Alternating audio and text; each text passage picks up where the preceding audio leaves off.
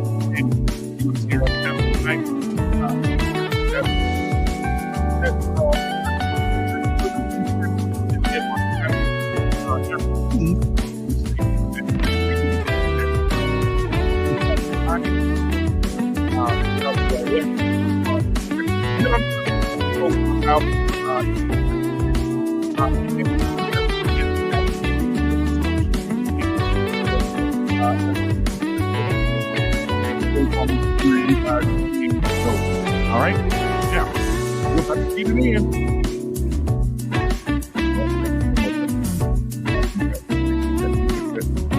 All right, we're about to feed it in, guys. The first person I want to bring up, guys, you guys know her, but you know she's a sipper of wine. She's a wine enthusiast, and so I definitely want to play her intro and bring her in because she's not playing about her wine, ladies and gentlemen. Okay, so give me just a second. Let me get her taken care of.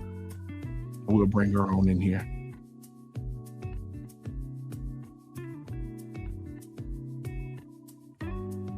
Right when this song ends, you'll see her on the screen, ladies and gentlemen.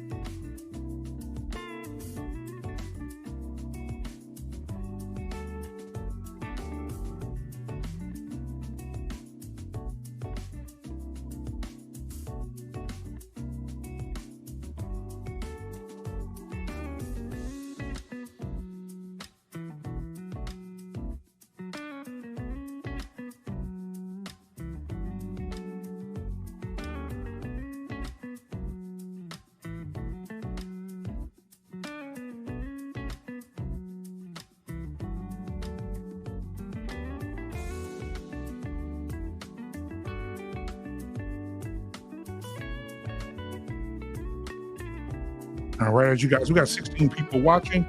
All right, go ahead and hit the like button for me. Hit the subscribe button as you're coming in. We'd appreciate that for the channel. All right, thank you so much. I appreciate that. All right, now guys, tonight, I don't know what the wine's going to be, but go ahead and get your wine glasses ready. Go ahead and get your pen and paper ready because our wine connoisseur is going to come on before we start the show. And we want to make sure you guys are whining the correct way. She don't like when you guys are not whining the correct way. All right. All right. So let's go ahead and get that, get her in here and get this started. Here we go. All right. I'm gonna bring you up Anissa because I don't know what's going on with your intro, but I'll fix it. So here we go. Anissa, bring Anissa to the stage tonight, ladies and gentlemen. Anissa, you're sitting at the house tonight. I know Bartholomew just left, so you guys had a little sip before he left, and it's okay. Y'all had a little sip, kiss, and you glowing like Christmas lights on. Okay. And so tell us tonight, what kind of wine are you presenting to the people tonight on the Black Men Unfiltered Network for Flippin' Tables? Go. All right. Well, good evening, everyone. Spring is here. The weather is beautiful. So we're going to explore some wines that reflect that. So think light and refreshing and easy to drink. So tonight's selection is a Sauvignon Blanc, and it's from Honig. Honig is a vineyard that is in California, and most Sauvignon Blancs tend to be very citrusy and very lemony. So the tasting notes for this particular one are pear, grapefruit, lemongrass, kiwi, and kaffir lime. So think bright and refreshing and juicy fruits.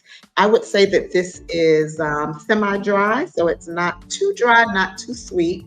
Some Sauvignon Blancs can be kind of tart and acidic, but this one is not that, which is why I enjoyed it so much. It pairs well with grilled fish, lobster, shrimp, all the things that we enjoy eating this time of year. Tonight I had it with Maryland crab cakes and a spring mix salad. It was excellent. So if you want to try something new, now that the weather is getting warmer, this is an excellent choice. So cheers. All right, ladies and gentlemen, you see the wine of the evening. Go ahead and get your screenshot and then go take a shot. All right, ladies and gentlemen, thank you for being here at the Black Men Unfiltered Network. Thank you so much, Anissa, for coming in every week and giving us the wine so people can wind down after a long day of work. We appreciate you so much. Guys, it's time for Flipping Tables. It's time to get this show started and bring up everybody and introduce everybody to you guys. So we're looking, we're about to have a good time tonight. Here we go. The show is about to start now.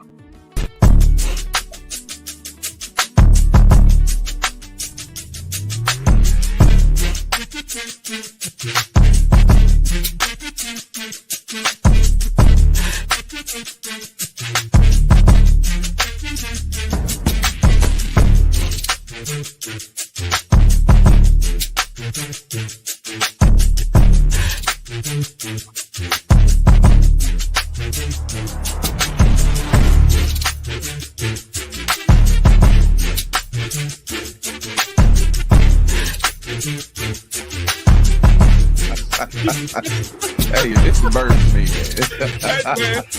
You can hear when the boy popped his lips, man. Yes.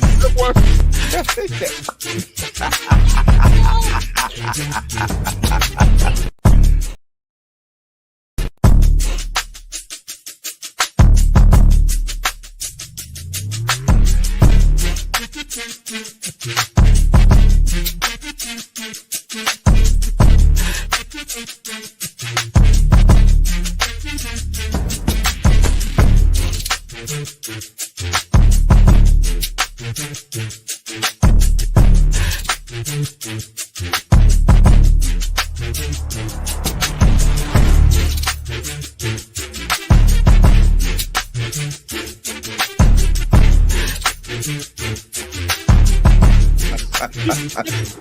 this burns me, Hey, man, you can hear when the boy popped his lips, man. Yes.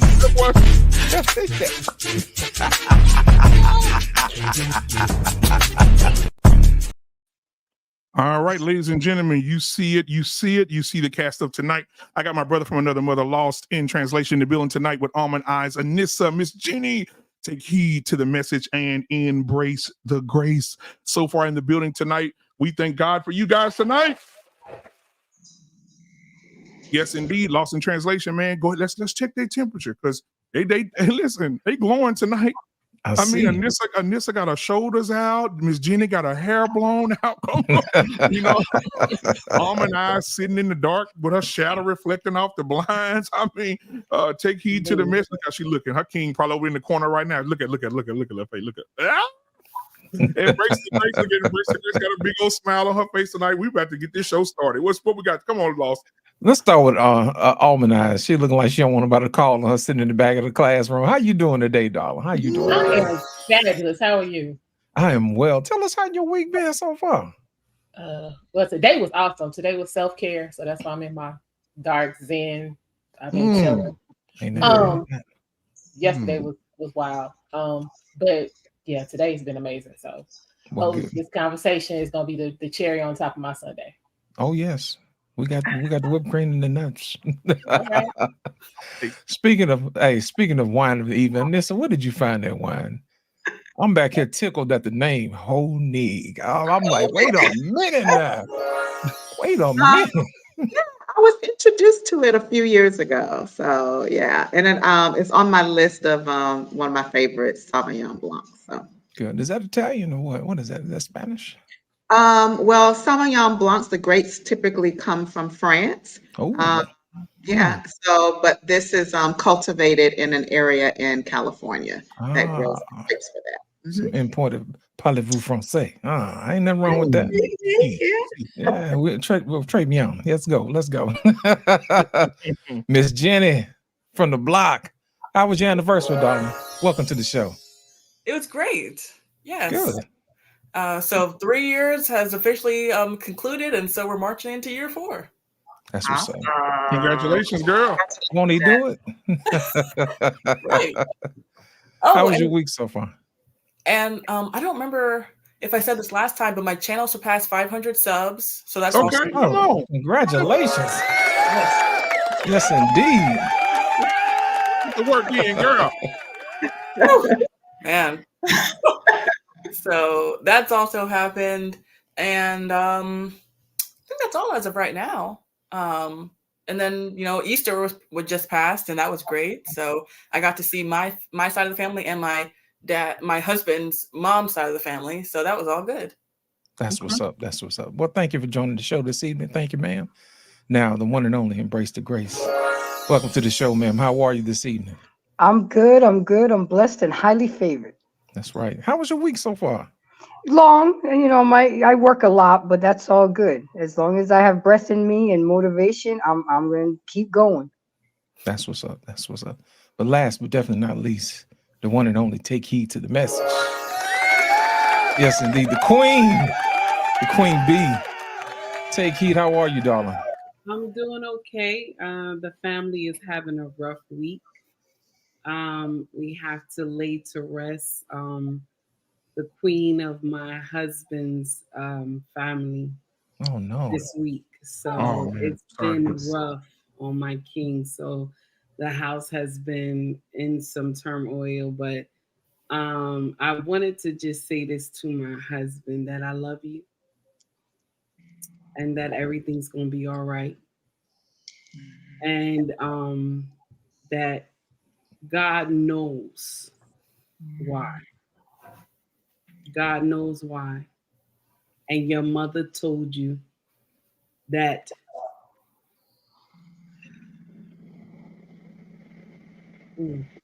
God knows why, and your mother told you already, so you know why.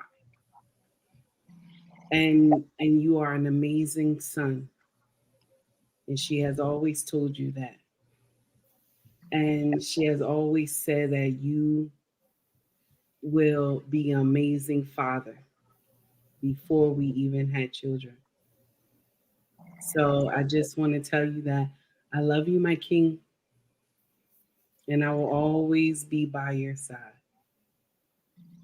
And it was my king that told me to come tonight. I wasn't going to come, EMU, because I wanted to tend to him. But he told me, I want you to go. So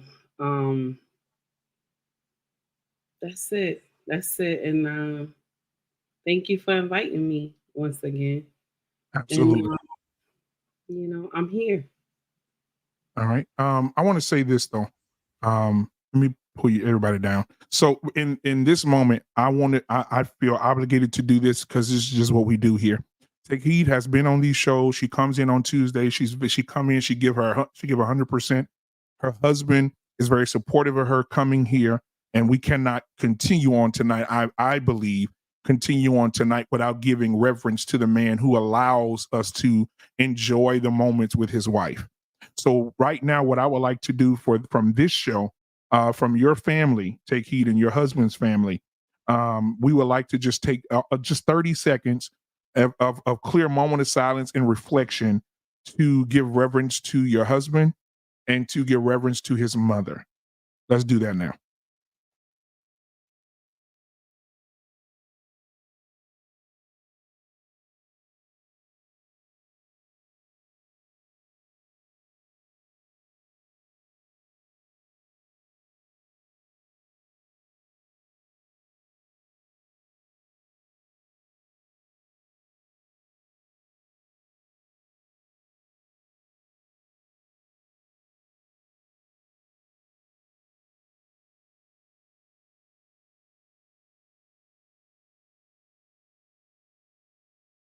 All right. Thank you guys for that. I appreciate that. Take Heed. We love you. If your husband is watching, we love you too, brother. And we're here for you. And hopefully we get a smile out of you tonight, just a little bit if we can. And thank you so much for allowing your wife to be a part of our family. I appreciate you, my guy. All right, let's bring everybody back up. And Eyes is in the building. Anissa, Miss Jenny, Embrace the Grace, Take Heed to the Message, and my brother Lost in Translation. All right.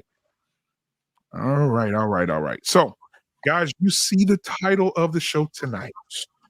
The title of the show tonight is Old Wet and Full of Regret. When I did this, I was thinking about something Anissa said a few weeks ago about the walls being tight and everybody else is being as don't get me started.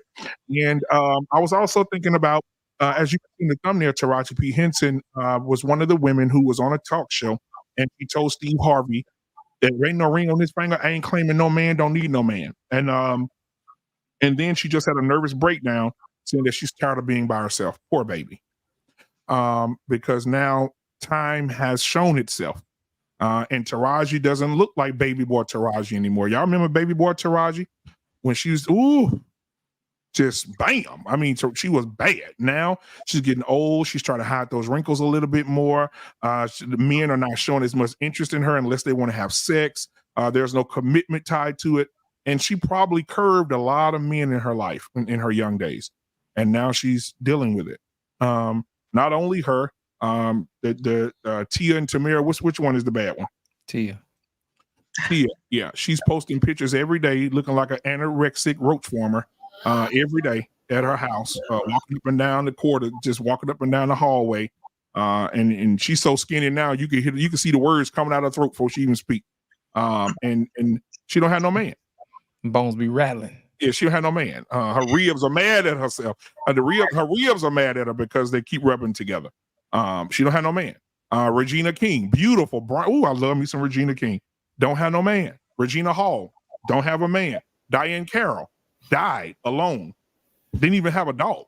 And these women are the women that says they don't need a man. Regina Hall said that she didn't need a man simply because she don't need a man trying to tell her what she can and cannot do. So for that reason, she's out. If she can't find a man that's going to be a partner and partner with her instead of coming in thinking he's going to be a leader over her, she's out. And so, and these women are 50 now. Sanaa Lathan is 51 years old, guys. Love and Basketball, Sanaa Lathan is 51. Taraji P. Henson is 52. Halle Berry almost is damn near 60. Diana Ross's daughter, what's her name? Tracy Ross. Tracy Ellis Ross.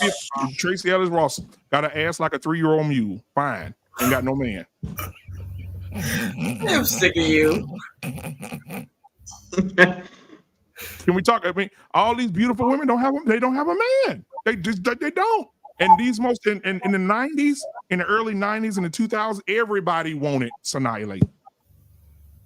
Taraji P. Henson. All them girls, look at them now. Hell, I seen Halle Berry. She damn near scared me. I said, is that Halle? Maybe she just woke up. Don't have no man. And now all those 20s then passed, 30s, 40s. Now you 50s, damn near 60s. But I did see one thing that encouraged me. What's our sister name that played Tina Turner? Ooh, Angela Bassett. They're 69 years old, looking like fresh grapes out the wine yard. And married and got them babies over there, looking wonderful. Still running, gunning. She just signed a $40 million contract with Fox to direct and co-direct the damn 911 show she owns. She's doing wonderful. Mm. Everybody else look like balled up Sonic bags, but it's okay. We're gonna balled up Sonic bags. We're okay. You crazy, man. I seen Leslie Jones the other day. Leslie Jones, you know what? They say God don't make mistakes, but I'm pretty sure God turned his head and talked to Moses when he was making Leslie. This is terrible. Leslie about 7 foot tall. She got a deep voice. She got a face like a tractor mechanic. And it's just, there's no attraction there. And she told me, I can't find a man. Well, ma'am, you are what you can't find. But I'm done. I'm gonna leave it alone. She's lesbian though, I think. Might as well be. She might as well be. Yeah. She know lesbian. Y'all see when she flipped out a couple months back talking about the men can't fuck and the men did this and the woo. Yeah, men got little dicks and all that. She got a hard way to go. Men can't fuck me. They can't do nothing with little dicks. Well, ma'am, you've been giving it away so long. If an 18-wheeler rolled up in there, he could do a U-turn and not touch nothing. Stop it. But I thought they said she has a girlfriend. Y'all sure? Because I'm thinking, you coming in hot. I thought she had a girlfriend. I thought she had a girlfriend. Well, she probably is licking the split now because nobody else want to do hers. Can you imagine waking up in the morning and rolling over to that? Good morning, baby. Good morning. Oh shit! I'll take my chances out of that. Sounded like Donkey off Shrek. Good morning. My God. Good morning. Good morning, babies. She like an Oak Ridge bear handler. And nobody wants to be with that woman. When you look at her, you're like, damn. But anyway, I seen Oprah Winfrey the other day. She still got Stedman locked up in the guest house. You know, he a pet husband. You know how that go, man. Yeah, man. Yeah. I seen Oprah without that makeup. I said, Oprah, God on his way back for you.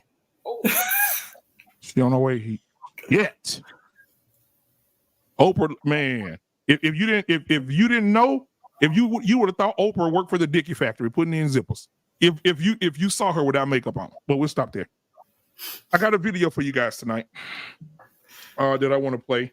That's coming from this relationship expert. I'm not gonna say anything about the young man because I want you guys to come up with your own. Lord have mercy. Come up with your own thoughts about the young man and what he's saying, and we're going to discuss it. And then we're going to play a response to it. Now, there's also a young lady out there. I reached out to her. She did a nice little, her name is Tanya, what's her name? Tanya TKO. Oh. Yeah.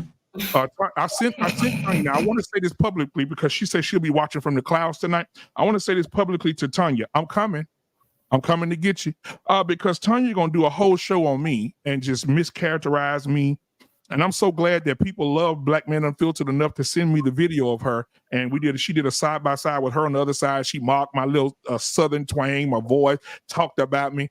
And she still got the 1993 finger wave looking like a 30-year-old grandmother from Switzerland. But I'm going to get you. It's very soon. We're gonna, because I asked you to answer me back. We could have handled this like people, but you want to try to embarrass me, and just don't do that to me. I ain't did nothing to you. But anyway, we're gonna talk about her. Let's see. See, we could handle this like some She gentlemen. does look like she sweat a lot. Yeah, she does like she sweat a lot. But we're gonna listen to the video first of the young man, and then this is a expert. His name is dating coach Anwar. Okay? Hold on. I had to make sure I'm ready. Okay, you ready? You good? You good? Yeah, I'm ready. I'm straight now. Hold on, let me. Okay, we good. All right, here we go. Let's watch the video and put it. I want everybody to face at the bottom so y'all can see this. Listen to this. Why this nigga not talking? Oh, it's muted. You can look at this. Saying then. Here you go. Girl, black men are the hardest group of men to date. And if you don't believe me, you can look at the divorce rates. Black men that marry black women get a divorce rate that's at 100% higher than the average. Black men that marry white women are at a 200% divorce rate increase. Black women that date non-black men are anywhere from 20 to 44% less in divorce rate. Why am I saying this? I'm saying this because most black women are dating and marrying black men, and there are certain challenges involved with that I think are important, so I wanted to share those with you so you understood. Am I saying that I don't want you to be with a black man? Not at all. 2/3 of my clients actually end up with black men, but I want to make sure that you're vetting them very well so that you get healthy, healed black men. Okay? Okay, so what am I talking about? First, let's talk about mom.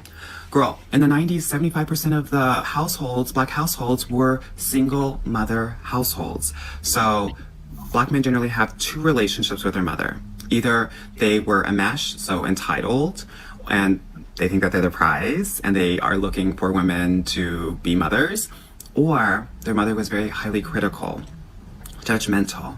So a lot of black men are actually running away from black women because they're running away from their mothers. So a question that you want to ask if you're dating a black guy is ask him about his relationship with his mother. Yeah? Okay, number 2, money.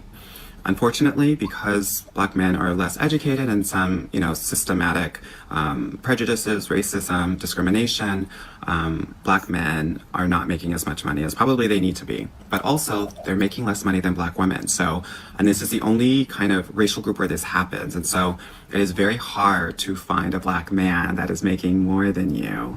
And if that is the case, oftentimes, black men will feel emasculated and often try to humble you and control you because they don't feel like they're in financial control. So that makes it a little bit challenging when you're dealing with black men. You want to ask him what he does, right?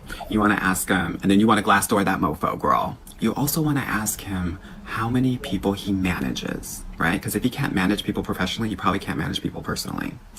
Thirdly, you want to ask about the men in his life, his mentors. A lot of black men actually don't have many mentors, so it's really weird to say and it feels very archaic, but it's very true, and it is this. A man is looking for an alpha man to kind of check him. That is kind of the orders of operation, PEMDAS, if you will, in terms of how to kind of raise a man. And so if he doesn't have mentors, a father, other elders to kind of keep him in check, he's going to be out here kind of roaming the streets like many of them are. So you want to ask him, who are his male role models and mentors? Okay? Fourthly, you have to understand something. There are 100 black women to 88 black men. So what that means is, and if you went to college, you understood this gender ratio gap. It means that oftentimes men have more power because there are fewer of them. So it means that they're going to have lower commitment rates and higher abandonment rates because they're going to have other women waiting for them, which isn't necessarily the case for black women because there's so much more of them. And if you are in a bigger city, it's going to be even worse, right? It's actually like 25% more black women than black men. So it makes it harder to date them. So when you're asking about kind of his commitment level, you want to ask him how many relationships he's had that has lasted more than a year, okay? And finally, the reason why it's kind of harder to date black men is because of the micro and macro aggressions that they have to face, similar to what the aggressions that you have to face. But oftentimes, those things will lead to depression and anger for men, and they might bring it home, which can make it very hard for Black women to be with them. So you want to ask them how they deal with those sorts of aggressions on a daily basis and how they manage it mentally, intellectually, emotionally. I hope this is helpful as you evaluate Black men. And also, I want you to date everybody, right? I know that the biggest flex and in terms of being able to find success in your dating life is to be able to date everyone. I hope this helps as you navigate your dating journey. And if you want help with that, definitely book a call with me.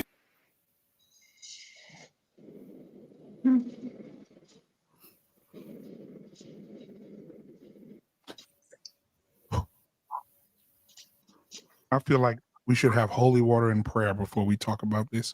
However, I'm not going to do that. I just want to, Jenny. Yes. God-fearing woman of God, wife, future mother. What are your thoughts about this relationship coach who knows about Black men? Well, he couldn't have closed out the video with a better suggestion because he certainly knows quite a bit about dating everyone. And so, I mean, where do you even begin? He said a lot of things about Black men. One of them being that a lot of Black men don't make as much as their women counterparts, which I don't know how true that is. So I'm judging it based on my own relationship. So I'm hearing what he's saying and seeing how that fit into my own life. And so that wasn't the case for me because my husband had 2 jobs when I met him. That Black men, when they're raised by single mothers, they're usually either entitled or their mothers were very critical of them. And I don't see that with him either. And so that was another falsehood that he said about Black men. And then he also said, what did he say? That Black men, they don't have mentors. I think that probably is true to a large extent, but that doesn't apply to my husband. And so I think that him making a lot of these really broad generalizations, I think that he's painting Black men in an unfair light because, nobody's perfect. No people group is perfect. But I think that and then he's being disingenuous because he's like, oh, well, these are all the bad things about Black men. And then he tries to backpedal by saying like, hey, I'm not saying don't date them, date anybody. But, so I think that to try to paint Black men in this light as if, they are the worst person to date or the worst group to marry. I think that we need to look at statistics like, the marriages between Black men, they end the quickest, but why is that? Is that necessarily due to the Black man's fault? That's an assumption that he's making. And so, I mean, as far as I'm concerned, you don't need to take advice from a fudge packer in the first place, but especially this when he's talking about, our beloved Black kings. So that's what I got to say.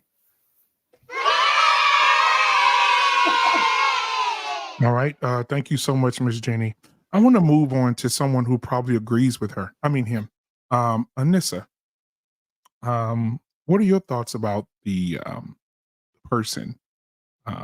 I reached out to him tonight as well. I did. I DM'd him and I said, come over to the show tonight. He said, I have a meeting, a training with someone I'm trying to find a husband for. And so I won't be able to make it tonight, but hopefully in the future, I'll be able to join your channel. I said, okay, absolutely. So we're looking forward to that. Anissa, what are your thoughts, sweetheart? Well, I think in this situation, you just got to be careful about who you take advice from. A lot of people say that, they're relationship coaches or dating coaches or what have you. So, the first thing is if you're going to utilize someone like that, you need to make sure their background, what they believe, does it coincide with what you believe? Do they want the kind of husband that you want?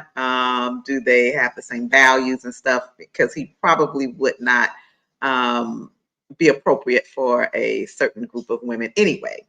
But to say that he brought up some points that you all bring up quite often on here about the number of single mothers that are raising these sons. And you all always point out, when Black women complain, who's raising these men? which are the single mothers. So probably a lot of Black men do have mommy issues.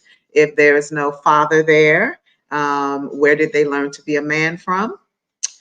Do they know how to be a husband? Do they know how to, all of the responsibilities of a husband? Where did they see it? Did they see it? What was their example? Who taught them how to be that? So he brought up some valid points. Going back to the examples when you were talking about, like Tracy Ellis Ross and those women, to his point about finances.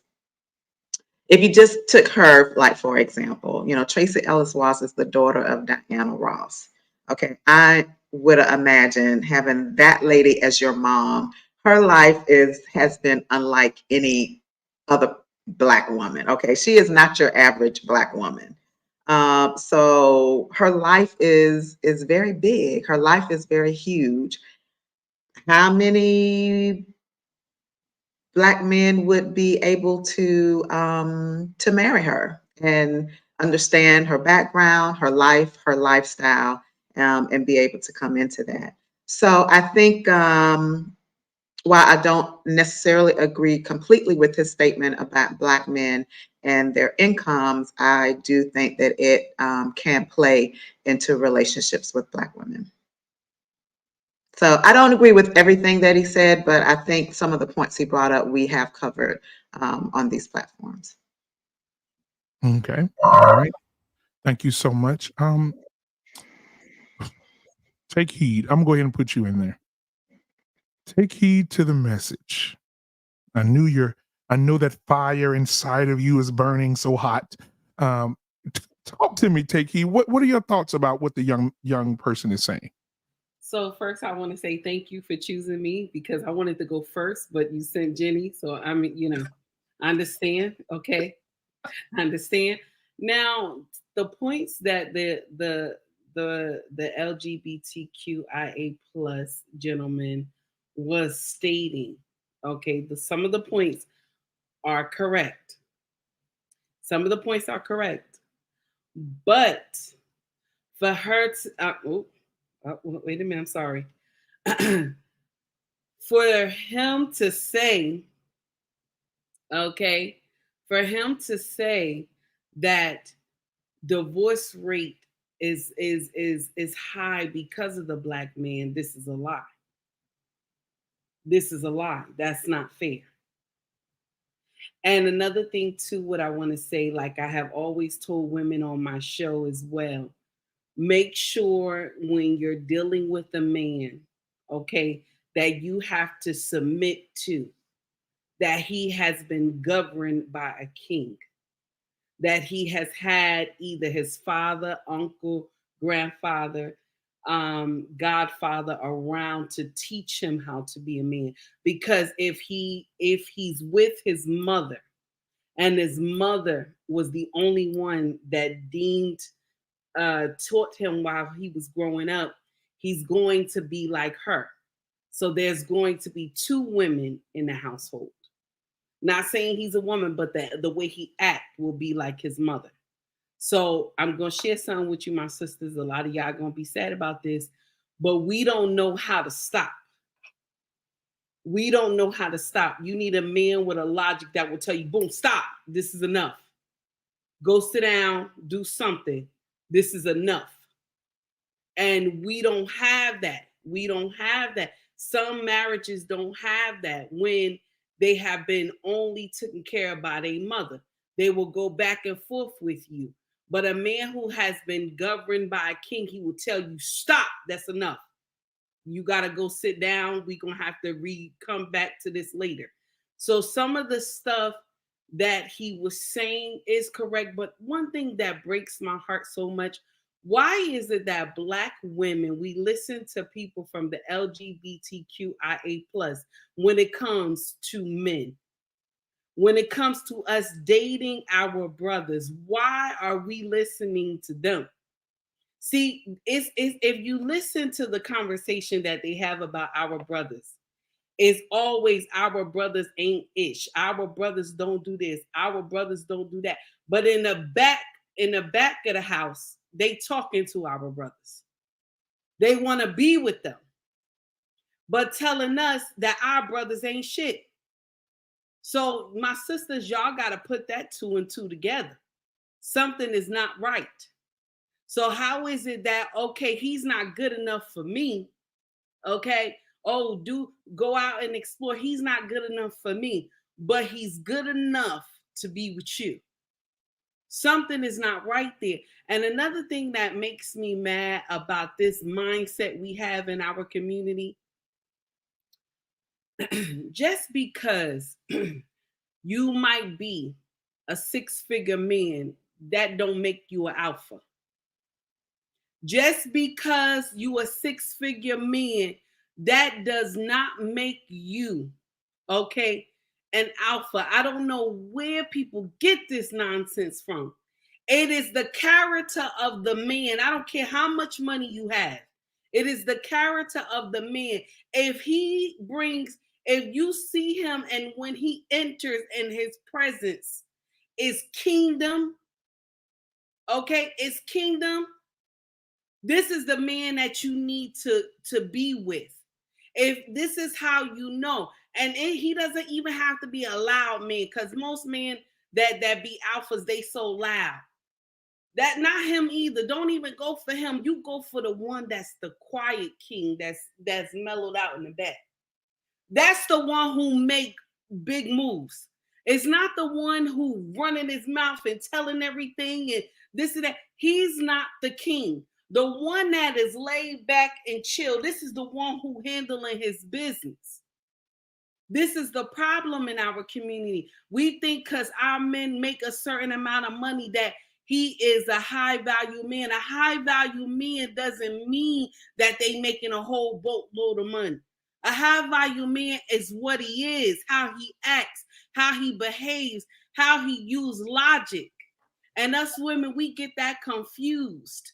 And this is why some of our sisters be with men who make a certain amount of money and they be in a lion's den. In the lion's den, and the devil right next to him. So I don't even want to hear that nonsense about what he talking about black men, because all of them ain't like that. And all of them ain't up here just trying to make babies. Because if that's true, they making babies and dumping women and however they be saying all on social media, the number would be just as high as our baby mama number. 80% baby mamas. They 44%. So what that mean? That mean us sisters, we fucking the same type of men. I'm done. I'm finished. Man, that goes back, take heed, to add just a little bit something before we move on. Welcome to the show, our pain. But just a little something. Remember a few weeks ago, I told you my sister-in-law works at a huge hospital in Houston. And she said over 60% of the women that come into the hospital with STIs, and the men that come in with STIs is around 15 to 17%. She said that shows an indication that those women, the majority of those women, are sharing the same men. And she said, you better not use this on your show. I said, bullshit. She said those women are sharing the same men. Some of those men that come in to get treated have slept with 3 to 4 of those women. It's just a circular sex thing going on with them. So yeah, she said it's bad. So take heed when you said that, it triggered that thought in my head. Let's go to embrace the grace. Embrace the grace. Okay. Are you confused? First of all, yeah, I am, because it was hard to hear him. Everybody that knows me and my channel knows I'm an advocate for men, especially my black kings. So I really kind of like tuned out after a few minutes. We cannot believe everything we hear and half of what we see. Okay, he gave some good information, but he also had a lot of bad information. And I just couldn't, well, let me not say that word, I'll get clipped. I just couldn't stomach it. And like he said, he's bashing black men so that community can have all the black men. I mean, it's about putting them down so they can take them. So now we got to compete with them as well. It's crazy. I didn't like it. It was demeaning. If you're trying to coach somebody, you're trying to uplift, you're trying to teach solutions, you're trying to be positive. But all he did was just bring down the black man. You're not doing any good to anybody. A lot of us already know all this. We don't need to reiterate the negative. Let's talk positive. Let's embrace the love for the black man. But that's not being done. But that's why we have these shows. We have all the lovely sisters and kings on the panel, so we can make a U-turn on this BS that he was talking about. I digress. My mic is muted. My God, my God. I want to do something unorthodox here. I'm going to let Lost in Translation have the last two people, but before, you want to go last, Lost? You want to go? Oh, I know that's right, my boy. I know he over there burning. Okay, Lost will go last. I know he over there. That fire is burning. I see it. I see it. All right, Almond Eyes. What are your thoughts about the young person? You said it right. You said it right. Go ahead. I'm sorry. I'm over it. It's the same rhetoric, the same so-called statistics that have already been debunked. There is not a group of women on the planet at any time that have out-earned a man. Nowhere. Take that off the table. Like he said, I'm still confused about why. Well, no, I know why he's tapping into the broken women, because you really got to be on a different level to pay this dude to teach you how to get something he can't get. Because even with all that bashing black men, them black men don't want him. That's a whole different kind of black man. So you speak on that black man, and I'll come on here and tell y'all about the rest of black men. Because the black man that I want don't want him. So that's a waste of time. It's sad. It's the same old. And people really paying him. That's the part that's bothering me. Like, no, but yeah, it's the same group, and they just migrate from place to place to place to place to place. So he'll be hot. He'll be hot for right now. We'll be not forgot about him by June. But it's sad. That's it. It's sad.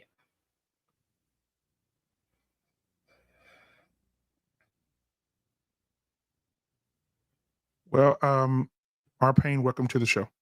Your turn, sir.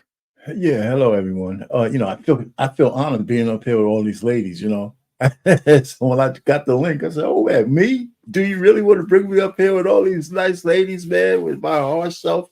But nah, I'm in my soft man era tonight, man. So I want to listen. I want to listen more than anything else. But about the dude or dudette, whatever you want to call him, talking about what I put a little thing in the chat, make it stop. Please make it stop. I don't really have anything to say to give power to, a guy like that. I think Take Heat said it best. Why are women asking this dude anything about men? So again, and one of the things that makes it dangerous, he had a couple of slivers of things that you could say is true inside of a web of lies. And, that's how it really goes when you're throwing out bull crap. So I don't have much more to say about that.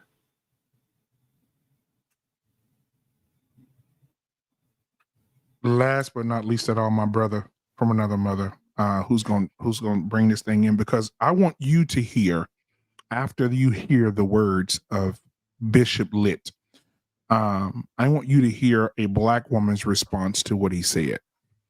And right after Lost in Translation. Go ahead, my brother. I'm governed by a different set of rules. Okay. And I have to make sure that I bridle my tongue and send God before what I have to say. So I'm going to say this.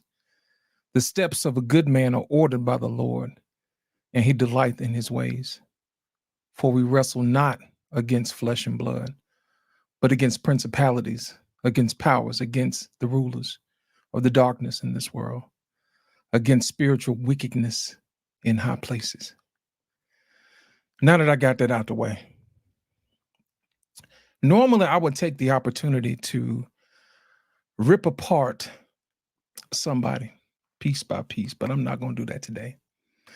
I'm gonna take an opportunity to educate my sisters, because here's the thing: whenever somebody's trying to sell you something, of course they're gonna tell you something that you need to hear because they're selling it. Okay, they're gonna tell you that your man is not worth it, when God Himself said it's not right for man to be alone. He thought enough about that man to fashion you for His help. You see what I'm saying? So, who is he to tell God what to do? You understand what I'm saying? If God thought enough about man to give him a helper, why should we listen to him? You see what I'm saying? Those are the things that you have to take a look at. When you take away the reverence for the man in your life, you don't do yourself any favors, because it leaves you out on a limb as you don't know what to do. We talked about these ladies earlier today about how they weren't feeling fulfilled. It's because they don't have a man in their life. They don't have direction. You see what I'm saying? Yes, they have their own money, but they will tell you in a heartbeat they would rather have a man. They really would. In the stillness of their heart, I've seen Taraji P. Henson cry. I've seen Tia cry in those particular moments. And that is a pain that nobody knows but them. Yes, they will get on these talk shows because they want to feel loved, but the love that they're feeling from other women can't suffice to what a man can give her. All the pulling her hair back and telling her she's this and that, and girl, you loved or whatever, but that means nothing compared to her man. You know why? Because he's charged to keep her. Nobody protects you like your man. And I'm telling you that right now for a reason. Now, a lot of times sisters may fall off because they feel like they're not strong enough. They're not wise enough. They're not beautiful enough. But let me tell you something. If God made you the way that you are, you're good enough. Now, the thing about it is you have to make sure that you act and serve in your purpose. You see what I'm saying?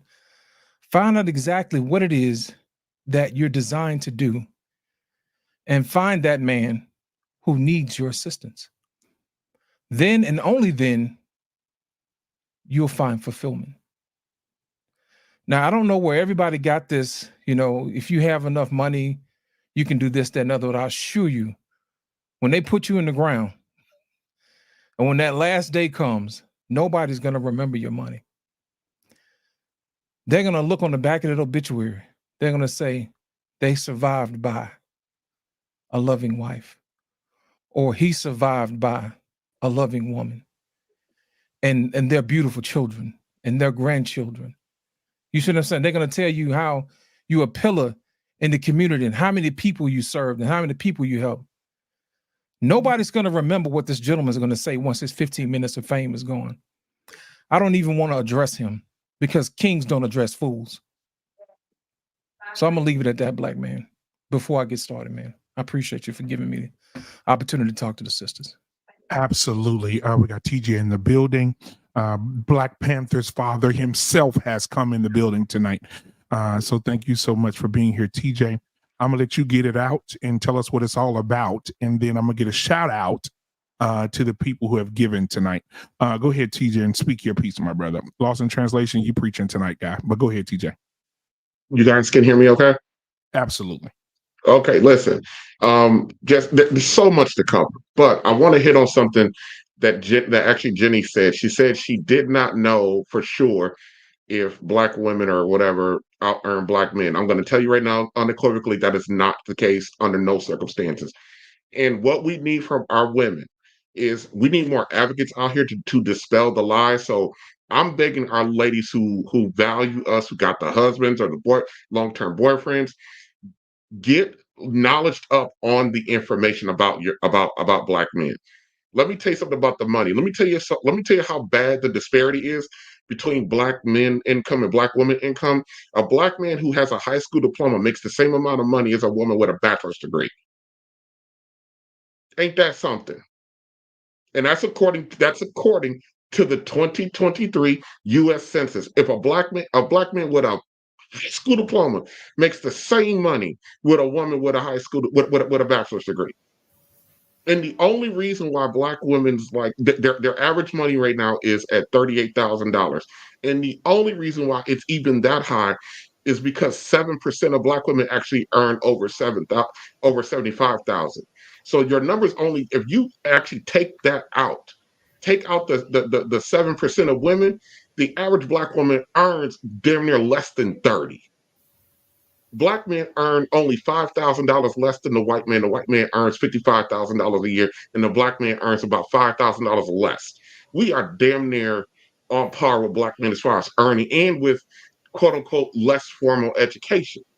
So we got to be very, very, very, very, very diligent about this. And all you got to do is point to blackdemographics.com, which is a clearinghouse. They actually compile all the data from all the various research sites, governmental agencies. It's in one place to find all that information. Lost in translation, know what I'm talking about. Right. The Godfather is the one who brought us all into the blackdemographics.com and what they are. And it's a clearinghouse that's run by black people. So we got to be very diligent about advocating for what's the truth. We have spent enough of those of us, the men up here, we are all roughly in the same goddamn generation, and our entire lives we've never heard a positive thing about us on no level, including inside of our own homes. And we're sick and tired of being sick and tired. And excuse my language, and I'm at work. If I get in trouble, so be it. Because I work for a woke agency, but fuck them. But these male dick gobblers coming up here, pretending to be what they're not, which is a woman, which is a hyena woman, talking this nonsense. They deserve hate crimes committed against them. But see, black men, we won't do that because black men, we're gracious men. We're men of grace, even though we don't get credited for that. We're absolute men of grace. If we weren't men of grace, we wouldn't take on the baby mamas. So there's so much to cover, but that's all I kind of got time for because we're short tonight, and somebody thought it was a good idea to put me in charge tonight. Can y'all believe that shit? Yeah, they'd have messed up, man.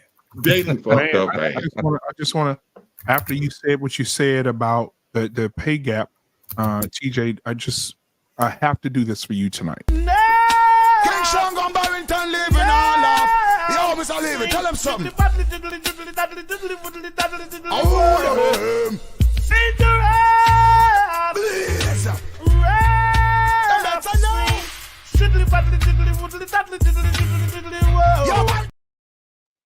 All right, that was for you, TJ. Appreciate absolutely. TJ, if you ever notice, man, they never show stats of the foolishness they say. Oh no, sir, never. When KS brought his stats, he put it up for everybody to see. Told you where you got it from. In college, everybody tells you to cite your work. They never cite their work. Even when I do live streams, I come back and I cite my work. Don't take my word for it. And they never cite their work. Yes. All right, guys. I gotta go redivide the workload. I got actually work to do because the white man paying me to do that. So, I can't act him too bad because we all up under his care. Right. Well, on behalf of Plantation Anonymous, we just want to say we're glad that you're working and taking care of your business. All right, guys. I'll keep watching from the clouds. Appreciate it, TJ. Thank you, sir. Now, one more thing, BMU, before you go. One real thing that we need to also say about the money is that the reason why a lot of men, black men included, don't go to college is because they do the economic analysis that it's not worth it. That they're taking up trades and things of that nature, so they don't have that kind of debt when they get out. So a lot of men who would rather go and do some HVAC or whatever the hell it is, get a trade. It's a lot less money to get educated, to get certified, and then go find a job with your hands and your skills, as opposed to sit down in one of these liberal bastions of crap and get a BS degree that then you got to go beg somebody for a job. So we need to add that to the list too. It's not just the money thing. It's that men don't go to college not because they don't want to be educated. There's a lot of ways to get educated without reading a book in a big ass lecture hall. So I just wanted to say that. That's right. It's called apprenticeship. You see what I'm saying? And one more thing that TJ mentioned that I thought was interesting, because that also applies to me personally, is that the fact that a man with a GED makes as much as a woman with a bachelor's degree. I mean, that blew me away. I did not know that. But I know in my own personal life, my husband, he didn't go to college, but he did vocational schooling for mechanitry, being a mechanic. And so he is in the works right now of getting a job at a tire shop where, due to bonuses and whatnot, he could be making $50,000. And so I find that very interesting because, I mean, you just live your own life. And so you don't know what's going on in everybody else's life. But the fact that what's happening for us, it seems to be right on par with most people. And yet we're constantly hearing all this noise that Black men are crap and Black men are broke. It's just like, oh, well, it's just not true. It just doesn't match up with reality. So it's crazy. Can I just chime in real quick? You sure can. I love what TJ just said. I love what he said. Every time he come on, he always drop those gems. You feel me? And I love when other content creators be like, this is what I do. This is where I get my source from. This is where I got the stats from. I love that. But I just want to share that with y'all real quick to the audience. I don't do that shit. Okay. I get on here and I run my mouth and I talk. I don't do stats. I don't do boards behind me. I don't do none of that shit. Okay, I get on here and I run my motherfucking mouth, like my husband told me. Did you hear what I said? Run your mouth. That's what you're good for. Run your mouth. So that's what I do. Okay, that's my channel. Okay, and if you hear me say any stats, I'm gonna tell you where it came from. Either Black Man Unfiltered, Lost in Translation, because I love to quote you, sir. Okay, thank you, darling. And also TJ as well. Okay. And also JT. So if you hear me quote and Mr. R Payne as well. If you hear me quote something, and if it's anything with stats, I'm coming from all those.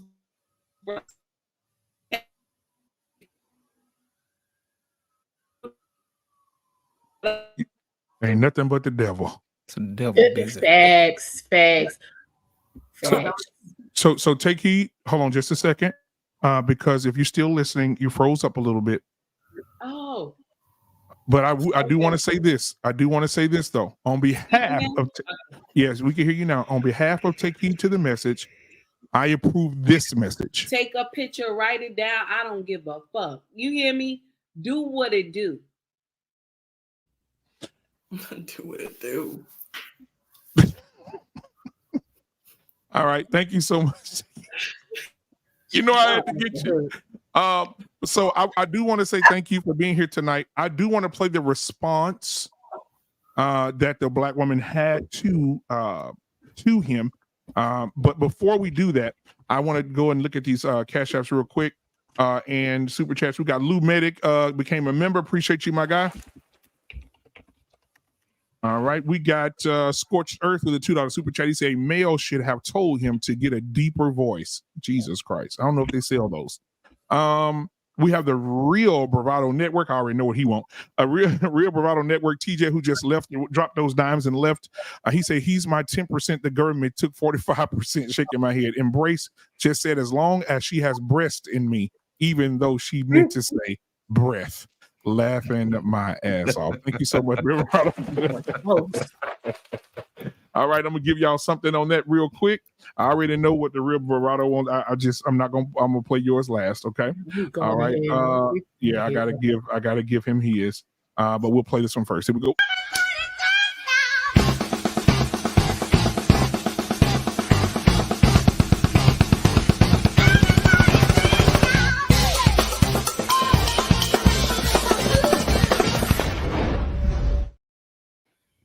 All right, that was for the. I appreciate those super chats. Now, last but not least, for the $10 super chat, guys, you sent $10 super chat. I'm gonna play it for you. But Real Bravado, he knows what he's doing. He sent his $10 super chats. This is for him. We have Bishop. Everybody knows Bishop by now. Bishop Goodjoint is in the building. Bishop Goodjoint for the $10 super chat. Thank you so much, TJ, for giving the $10 super chat. Here we go. Everybody. Oh, I need to see everybody dancing. Everybody need to be dancing with him. I know you done learned the dance. I know you done learned the dance. Y'all, come on. Here we go.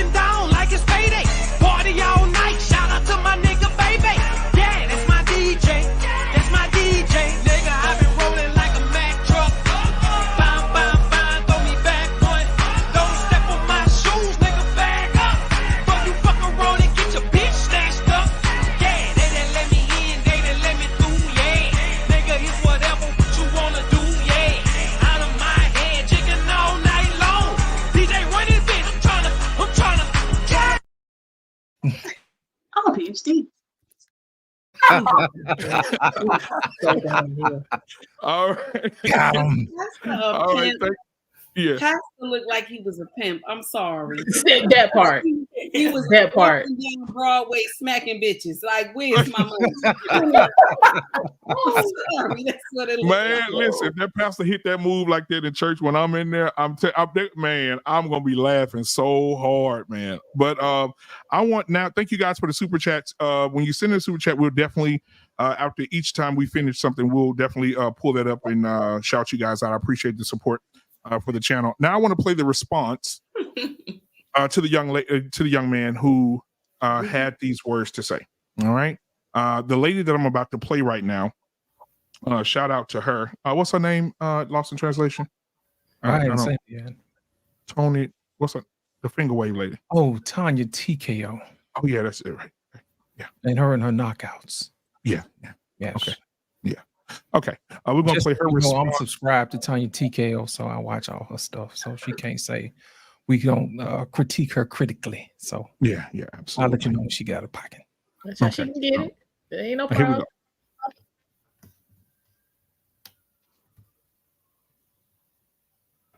Let's see.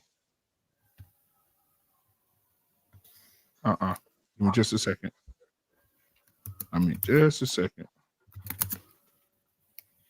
Because, man. All right, here we go. Let's see which one. Okay, there it is. Black men are. That was okay. Here we go. They're coming back up now. I don't know what happened.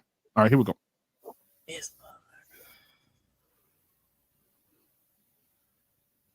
All right. So listen, he said what needed to be said. And he provided the data on the divorce rates. Listen, they are trying to pretend as if you are the issue. One of the first people that I heard talking about this is Cynthia G. Cynthia G talked about how the divorce rates among Black men and other groups of women is exponentially higher than that of other groups. And so they try to act like, oh, Black women, you're the issue, you're the problem. But even like he was saying, and we've talked about this in videos, how these men who are feeling disempowered at work, that they're coming home and they're taking these issues out on you and the children because at work, he's the small man to the man, right? But at home, you're the smaller one to him. And so he's taking those frustrations and those angers out on you. So listen, like he said, and his name is Coach Anwar. Date everyone. Find the best person for you. Stop limiting yourself, because what's ending up happening is you're doing charity, choosing between this small group of people and not realizing that they are using that now as, oh, well, that's why no one else wants you. But we already know we're the blueprint.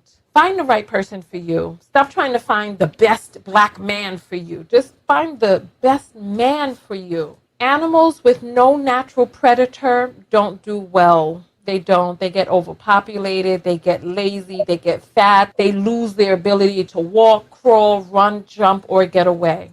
And in our community, because of the leeway and the latitude that we are giving Black men, and letting it be known that no matter what it is they do and no matter how they show up, that you're still going to be there unended with one-sided loyalty, this doesn't produce the best Black men. Men are quite competitive by nature, and Black men are near the bottom of the totem pole in terms of finances, wealth, just the markers that societally make a man a more viable mate. On the other hand, Black men have positioned themselves as their worth being in the size of their phallus and not on the true markers that men measure themselves against other men in terms of finances, net worth, power, these sorts of things. And as long as we are letting them know that there is no competition that they have, they're not showing up at their best. Remember, animals do best. They do best when they have a natural predator. When they don't, they have a failure to thrive. And far too many of the men in our community have a failure to thrive, honestly. Baby boy syndrome. Sensational.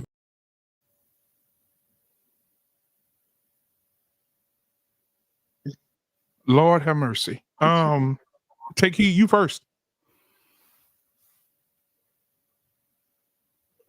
I did not know I was going to get it. I thought you was going to hand it to somebody else. Okay. Mm-hmm.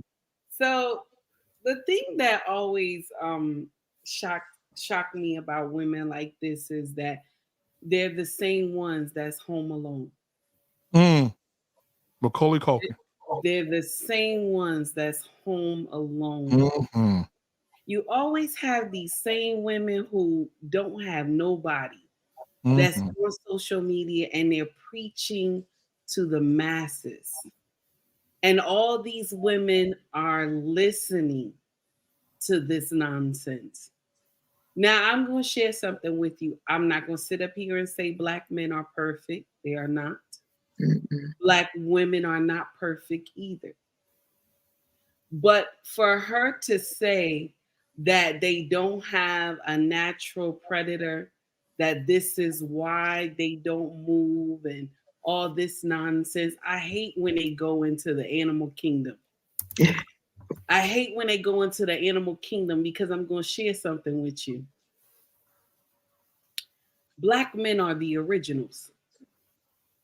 So how can I have a natural predator when I'm the predator, damn it? You know what I'm saying? How can I? Y'all done lost y'all doggone mind. A lot of Black men have been through turmoil, but nobody want to call it out. Nobody want to tell the nonsense they've been through. Okay? And I'm not sitting up here saying that, their life was perfect. They never go through nothing. It's just that Black men don't tell. They just and keep moving. But now we finding out that a lot of shit has happened to our brothers. And they telling it now. And the only problem that makes me mad with women like this is that they will get up here and critique our brothers, but in the back door, they down on their knee praying to God, send me a man. Send me a man, God. Screaming and everything.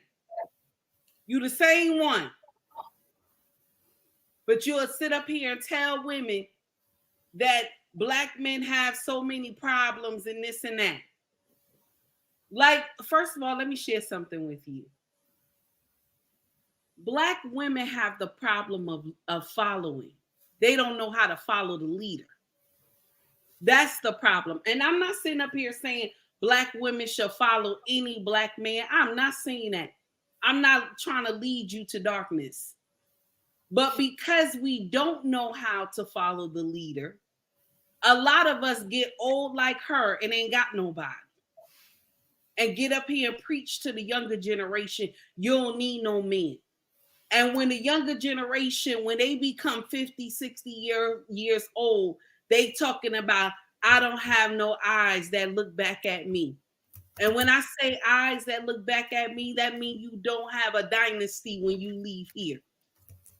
That's the problem in our culture. Y'all want to worry about all this money, this and that. But when the day of judgment comes, when the day God called you to glory, the most amazingest thing that you can ever wish for in your life, and I have seen this in my own hospital, the most amazingest thing that you can be blessed to have is when titans come from the emergency room all the way upstairs to the ICU, and it's about 20, 30 of them telling the nurse and the doctor, I came to see my mom. All of them. This is about, she done had about 5 children, and the 5 children had offspring, and they have gotten married. So you see 20, 30 of these people going up to your room, and you laying there, mama laying there, daddy laying there, and they tell the mama or the daddy, you have done well, and we love you, and thank you for all that you have done for us. And you will see his eyes closed with a smile on their face. We worried about the wrong things in our culture. We worried about money, cars, and how big my house is and how much money I got. But when it's time for God to call you on to glory and you laying in that hospital bed, I don't care how much shit you got. You ain't going nowhere. That's a ticket that your ass have to cash. And people don't want to believe that. The most blessing is that you got titans that say goodbye to you before you go. You don't have me holding your hand and then I got to close the bag. So you don't see me. You see titans saying bye to you, mama and daddy. Y'all get on my nerve with this nonsense. And then you get up here telling Black women that they don't need no men and all this other stuff. Black men got all these problems. Like our sisters are perfect. We ain't got no problems. Any woman that get on social media and got to show their ass and they pussy and they backside and all that, that shit is a problem. When you supposed to be in your own bedroom showing your husband your ass and your pussy. Get it right. I'm done. I'm finished. Praise the Lord, everybody. Take Heed this morning said he should fall into it when he walk in the door. She said that this morning. If you missed that. Sensational. Man, I just want to hop up to, oh Lord have mercy. Harmonize. I don't know how you gonna follow that. Just get in the other lane and come on up. I know, right? What are your thoughts on what Taki just said? My God, and the video of the young man. Yeah. Well, you know, as always, Taki, you'll say speaking facts, but it was so much because I mean, I was introduced to that gutter snipe from Obsidian. It was the Black men have positioned themselves to be at the bottom, but who does that? And the so she wants us to believe that all Black men came together and was like, look, we don't want nothing in life. We're gonna go ahead and be at the bottom of the totem pole, but Black men are like so far from the bottom of the totem pole. Just be talking crazy. Then you get up with Cynthia G. That's your ace boon coon. Okay. And the Black women are providing charity for Black men because Black men know that we gonna, you know what I'm saying, be around no matter what they do. If that was the case, we'd all be married. Since we provide all this charity and everything that's going on, just disrespectful. Yeah, I'm still stuck on the charity part, y'all. I'm sorry, but where's her father? That's what I want to know. Where he at? Cause I already know, had I been on the camera, y'all have seen me go flying across the room. Like what? Probably behind them lashes. But first of all, she up there looking like a whole man.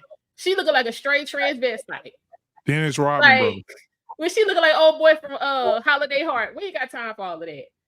But it's even more important. It's the gobs and the masses of women that's sitting there listening to her day after day after day. Because see, she long strokes, so she be on 3.5, 4 hours like every day. So like for you to have that much hatred and venom in your spirit that you can get on the camera and just spew it out. It's like a faucet that was never turned off with ease. Them ain't no demons. That's a whole demon. So y'all pray for her. That's about all we gonna do, because she gonna be one of them. You ain't even gonna want to be in the room and close the bag for her, because I'm gonna act like she ain't in there and keep on strutting down the hall and let y'all tell me about it later. Just to the Black women that's listening, that's not how we think. Like, because it's the difference. I'm gonna say this and then I'm done. It's the difference between women and fully formed Black females. That's different. Women moving in a whole different way, and women, that's not what we just saw. That's not a woman. That's a demon. We're getting one Black woman conversation on this panel. So, to the women that's listening, this is what you want to hone in on. Leave her alone. Come over here, and we can get. I'm done. It's the charity. We provide charity. So one more point, y'all. I'm sorry. If we provide charity by taking on these Black men, no matter what they do, what would that say about us as Black women? We supposed to be so fantastic that we gonna waste our lives doing charity work? See, the stuff don't make sense to me. That ain't make no kind of sense. We so fabulous, and all these other gobs of men want us, but we gonna waste our life doing charity work. All right, I'm done. It's too much. Yeah. It's too much. Yeah, she wants some attention. I want to hand it over to Anissa. Anissa, are you on board with this woman, or are you going to kick her off board? Which one? I'm definitely not on board. I've heard of her. I definitely don't follow her. But I mean, yeah, she said a lot of inflammatory things that I definitely don't agree with. With our Black men. So just seems like she just has a very negative negative experience, or just negative attitude towards Black men. It definitely doesn't sound like she's trying to promote relationship and marriage. So if you want to feed into that, you're going to get negative results from someone like that. So I don't watch her at all. Don't follow her at all. So I tend to steer clear of people that that would say the things that she said. So I definitely don't agree with her. So not at all. But I do want to go back to something that I think is important to say, because I've heard it mentioned several times on these platforms, and I'm surprised our pain doesn't point this out. But I am a big proponent of education. I went to college, and I think that we should be encouraging the men that want to go to college to go to college. Absolutely nothing wrong with that. If you want to major in STEMs and that's what you want to do and that's where your passion is, I think we should be encouraging our Black men to do that. I don't know a doctor or a lawyer or an accountant or an executive that I personally know. I don't know one of them that regrets their decision to get that. So I think that we need to make sure that we keep that conversation well-rounded. If college is not for you, then there are other options. But I definitely think that we need to be encouraging our Black men that do want to go to school, that do want to pursue some of those careers, that is absolutely worth it. And so I do have to say that, because I keep hearing people say it's not worth it, the debt, whatever. I don't know a doctor today that's complaining about having to pay back his student loans and all of that, because they are doing extremely well. So I think that's important to at least put that out there. Now, education is worth it. Now, for the men, I'll say this. For the men who are not doctors and who are not going for STEM, everything else is bullshit. It passed. And that's why I specifically said STEMs. I think if you have a focus and that's what you want to do, then your education is definitely worth it. Right. Because Trey just said something that was profound. He said we need to encourage Black men to become more financially literate, more investors, use debt correctly. That's true too. And statistically speaking, Black women carry the most debt after they graduate college. They are number one for debt, for sure. They're deep in it too. I know women right now, 40 years old, still deferring their Sally Mae. And so, yeah, they're in bad shape. So, but I appreciate you saying that. I just, so I think there are some positions out here right now that people who haven't gotten degrees. We just had a huge seat field at my job, at my corporate entity, and one of the girls said, "I went to college." And I did everything I was fucking supposed to. I got my goddamn degree. This bitch ain't never seen the campus of a college, and they gave her the position. Yeah, they did. Because she was more skilled in the area. She learned the job better than you, and she did better than you, and your degree did not work for you. And the girl with a high school diploma got your job that you have the degree for. I'm not saying that those things can't happen. I'm just again, I will repeat my experience in my life, and the people that I know, there's not a one of us that will regret the fact that we went. And also, you got to remember, the world is still going on. So if we want to remain competitive in some of these in areas, it is important. I'm not saying that it's the holy grail for everybody, but I do not think that we should be telling people that that it has no value and they should not be doing it, because I think that's a false statement. Okay. All right. Now let's move up to Miss Jenny. What are your thoughts on how this woman responded to the young man? I think that I'm a firm believer in holding up a mirror to the things that people say or the things that people believe and showing them, their views in reverse and showing them how crazy the things that they say are. Because now this is the first time I'm being introduced to this woman, so I don't know anything else that she says, but I feel like I can make an educated guess, because she sounds like the kind of woman that would say that passport bros are dusty and that they can't get women over here, so they have to debase themselves by going and getting some ignorant, poor woman in some third world country. And so I think that we, should hold that same mirror up to her and say, well, she just can't handle a Black man. And that, she, and then, since she can't handle a Black man, she has to debase herself by going to the other races and, going to other places, because she said, don't try to find the best Black man, just try to find the best man for you. And so, who hurt you? Yo, daddy Black. And so why can't you get along with a Black man? Why can't you just figure out and make things work with a Black man? You're the problem. And so when you flip it on them like that, then they're like, wait, no, it's not the same. But the logic still checks out. And so these women, it's just whatever suits them. She's like almost like the opposite of Derek Jackson. Like Derek Jackson, did all this pandering and said all these things, and his end goal was money and women, because he was saying the kind of things that get you money and women.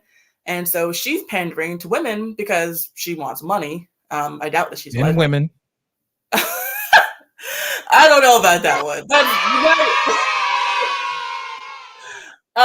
but possibly. And so this is not genuine. This is not legitimate. This is pandering. She's a content creator, and she's saying what she needs to get views and to boost her revenue. Like Almanaz just said, she's going live for 4 hours at a time every day. This woman is in business. She's not worried about you finding a good mate and running off into the sunset. She's worried about lining her pockets. Okay, and she's going to tell you anything to do that, regardless if it's sound advice or not. Thank you so much, Jenny. I appreciate those wonderful words of encouragement tonight. Embrace the grace. Are you giving grace or are you pulling grace? What are we doing tonight? I'm pulling grace. Come on. Okay, and let me give you a disclaimer before I say what I have to say. Nobody's perfect. Our black men are especially not perfect, but that doesn't mean that you have to kick a man while he's down. Okay, and then it's funny to me when I advocate and uplift black men, I get called a pick me. I'm not black enough. I shouldn't be talking about these subjects. But it's amazing that y'all be hating when I date black men because the black woman is not uplifting the black man, is not being there for the black man. So when somebody else does it, it's a problem. But you over here talking about ninjas ain't shit. Ninjas, they ain't no good. They ain't this, they ain't this, they ain't that. But instead of really trying to work with your counterpart. And it's really sad. It's really sad that we still don't get it. The black man is the most desired man on earth. Jesus was black.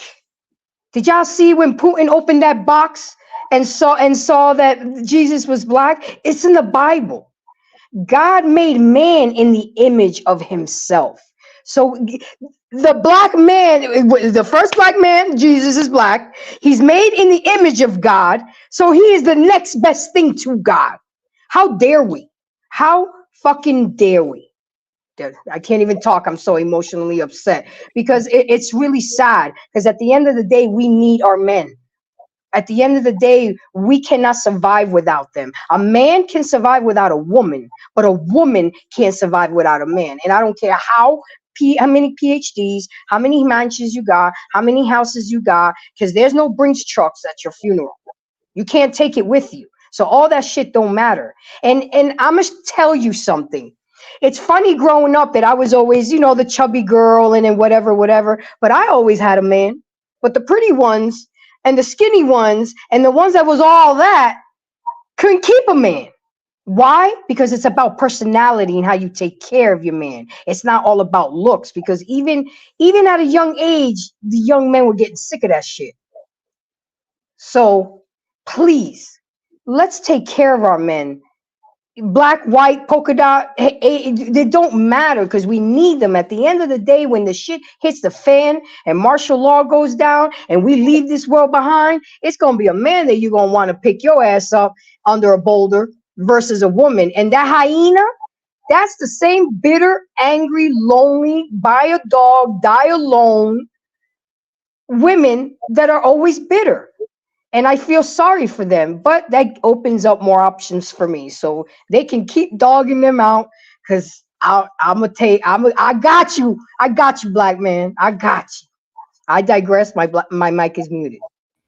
I think y'all should start just meeting up and beating their ass. I said that out loud. I was thinking it. I'm sorry. Arpain, what are your thoughts? Yes, sir. Listen, women like Tanya, TKO, and the rest of the women who hate men, they're just a symptom of a larger issue. I think that the programming that has been put on black men and black women have made us unrecognizable to each other. And that goes against nature. And our nature is so screwed up that there's a whole industry based on just us hating each other. And I mean, I'm tired of, she's just another individual, in on the wheel of destruction, and, the only reason why I'm kind of stumbling on this is because, I mean, it kind of gets kind of deep the way I think about it, because if we wanted to really deal with each other, like when men and women actually want to be together, it's just a simple negotiation for two people to actually want to do something together. It's not that complicated. It really isn't. And I don't give a shit whether it's 2024 and I'm a fucking dinosaur from the past and all that shit. I can't stand when I hear people tell me that. It's been the same when I was there. It's the same now. You just got to find a person for you to talk to who's willing to do and go through what you need to do to make a union. And there's still people out there. And, you know, the way we talk about it is like we're strangers from each other, you know, and that's not natural. And that's just a symptom of all the programming that we're under. I mean, when we talk about Black men, I'm just thinking about the 160 years since the Emancipation Proclamation, what we had to do to build families and go through all the shit that we had to go through to just have the monicum of things we had all the way up until, you know, the 60s, until the Civil Rights Act, and where we are today, where Black men are in all kinds of positions of power, but they've been poisoned by liberals and shit like that, and they're not doing the right thing by us. But, you know, so I don't want to get down in the dirt with her and all that shit. You know, I think that we have a more fundamental issue that that breeds people like her, and some men for that matter. You know, so, and the only thing for you, Anissa, you know, I did not tell people that they shouldn't go to college. I'm an engineer myself. And people who want to be doctors and want to go to STEM, they don't need the kind of push that I'm talking about. I'm thinking the vast majority of people who go to college waste their money. They absolutely do.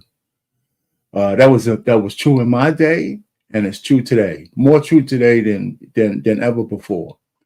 And it's not healthy because there's a lot of things you can do. Did I say don't read a book? No, I didn't say that. Don't interface with people to give you education. You know, it's just, you just got to be able to survive where you are. So I understand what you're saying. I mean, when it's time to encourage people, like my daughters are both college educated, and that was my plan for them. So I know where you're coming from, but they were college bound. Okay, because I made it so they went into college with a plan. Most people go into college without a plan, and they're just wasting money. You know, so there's a. I hear what you're saying, so I don't disagree, but I'm not discouraging it. I'm just saying that there's other avenues, and if you're not college material, don't waste your money. Yeah, anyway, I want to say, yeah, to you, Arpane, real quick. I understand your views on how things were then, and they're still the same today because people call you a dinosaur because of your comment. I won't say that, but I will say this, Arpane. If you pause for a brief second, the women today are not the women of yesterday. And what I mean by that is, and some of the older women, if you go around some of the older women, they can't believe it either. You know, my grandmama said back in the day when you was a hoe, it was behind closed doors. It wasn't, you wasn't, no, she said most of the hoes, not the women that would walk in the street, the streetwalkers that were actually whores. She said the women who were promiscuous. They hid their promiscuous acts behind closed doors. They wasn't around. They wasn't going around saying, I'm suck dick Sally, and I'm ready to suck everybody's dick on the south side of Chicago. They hid behind closed doors. They weren't out here, titties out, ass out. You know, I saw a girl. I saw a girl. I can't play it on YouTube. I wish I could. YouTube is some shit.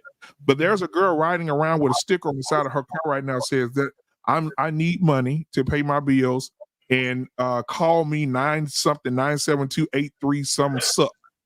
Okay. Right? She's pulling up on men and sucking their dicks wherever they are, and they're paying her for it. But you know, BMU, I hear what you're saying. That's not what I'm talking about. Those women are not the kind of women that if I was looking for a wife, I would try to make a negotiation with. I know that the hoes are real outwardly hoes now, but you know, that's not all the women. That's not what I'm talking about. So no, but what I'm saying is, but by trying to, and I'm not getting on you. What I'm saying is I'm not comparing the whoredom today as it was then, even though we know there was some. I'm saying if you want a relationship with a woman, as a man, you find that woman who wants a relationship with you, and you work it out. I'm not saying go try to track down some whore that's say I'll drink out of your straw for money. I'm not talking about talking to those women. You know, for us to say that there's no women out there that's worth talking to try to build something, it's just not correct.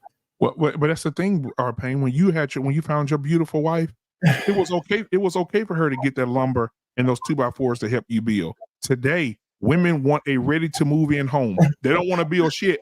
Not all of them. Not all of them. Hold on, we don't even know. But when we say that, it's like it's almost like Anissa telling people that I said don't go to college. What I'm trying to say is women could want more. They could want more, and women could want more, but it's not inherently bad for them to want more if they're good women, because they'll understand that they might have to work for it. Now, Arpain, look at the women on the panel right now. Take heed, embrace, Miss Jeannie, Anissa, Harmonize. Right, 1, 2, 3, 4, 5 women on this panel tonight that I respect to the point where Harmonize is not out with her ass and titties out. Anissa is very respectful, very classy, very well spoken woman. Miss Jenny is very well spoken, a wife, right? Come on now, embrace the grace. Okay, those are women I'm talking about. Hold on, that's the woman we're talking about. Now, watch this.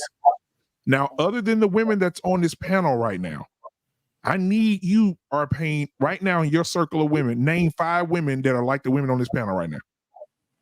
In my circle of what you mean, personal circle of women? People just women you know. I mean, I don't want to start mentioning names of people that I know on the panel. Okay. I can just start with my daughters. No, right. I know your daughters because they were Well, raising. What I'm trying to say is that I don't disagree with what you're saying, but we're conflating issues. Jenny just talked about she has a man making around 50 grand, right? And to the hyenas and to all those ratchet ass women, they would be saying to her, "What? You settle for a man making 50 grand, blah, blah, blah." You know what? That's bullshit. Here's a woman, pretty woman and shit, and building something with a guy who's not worrying about whether he's a millionaire already. There's women out there like that.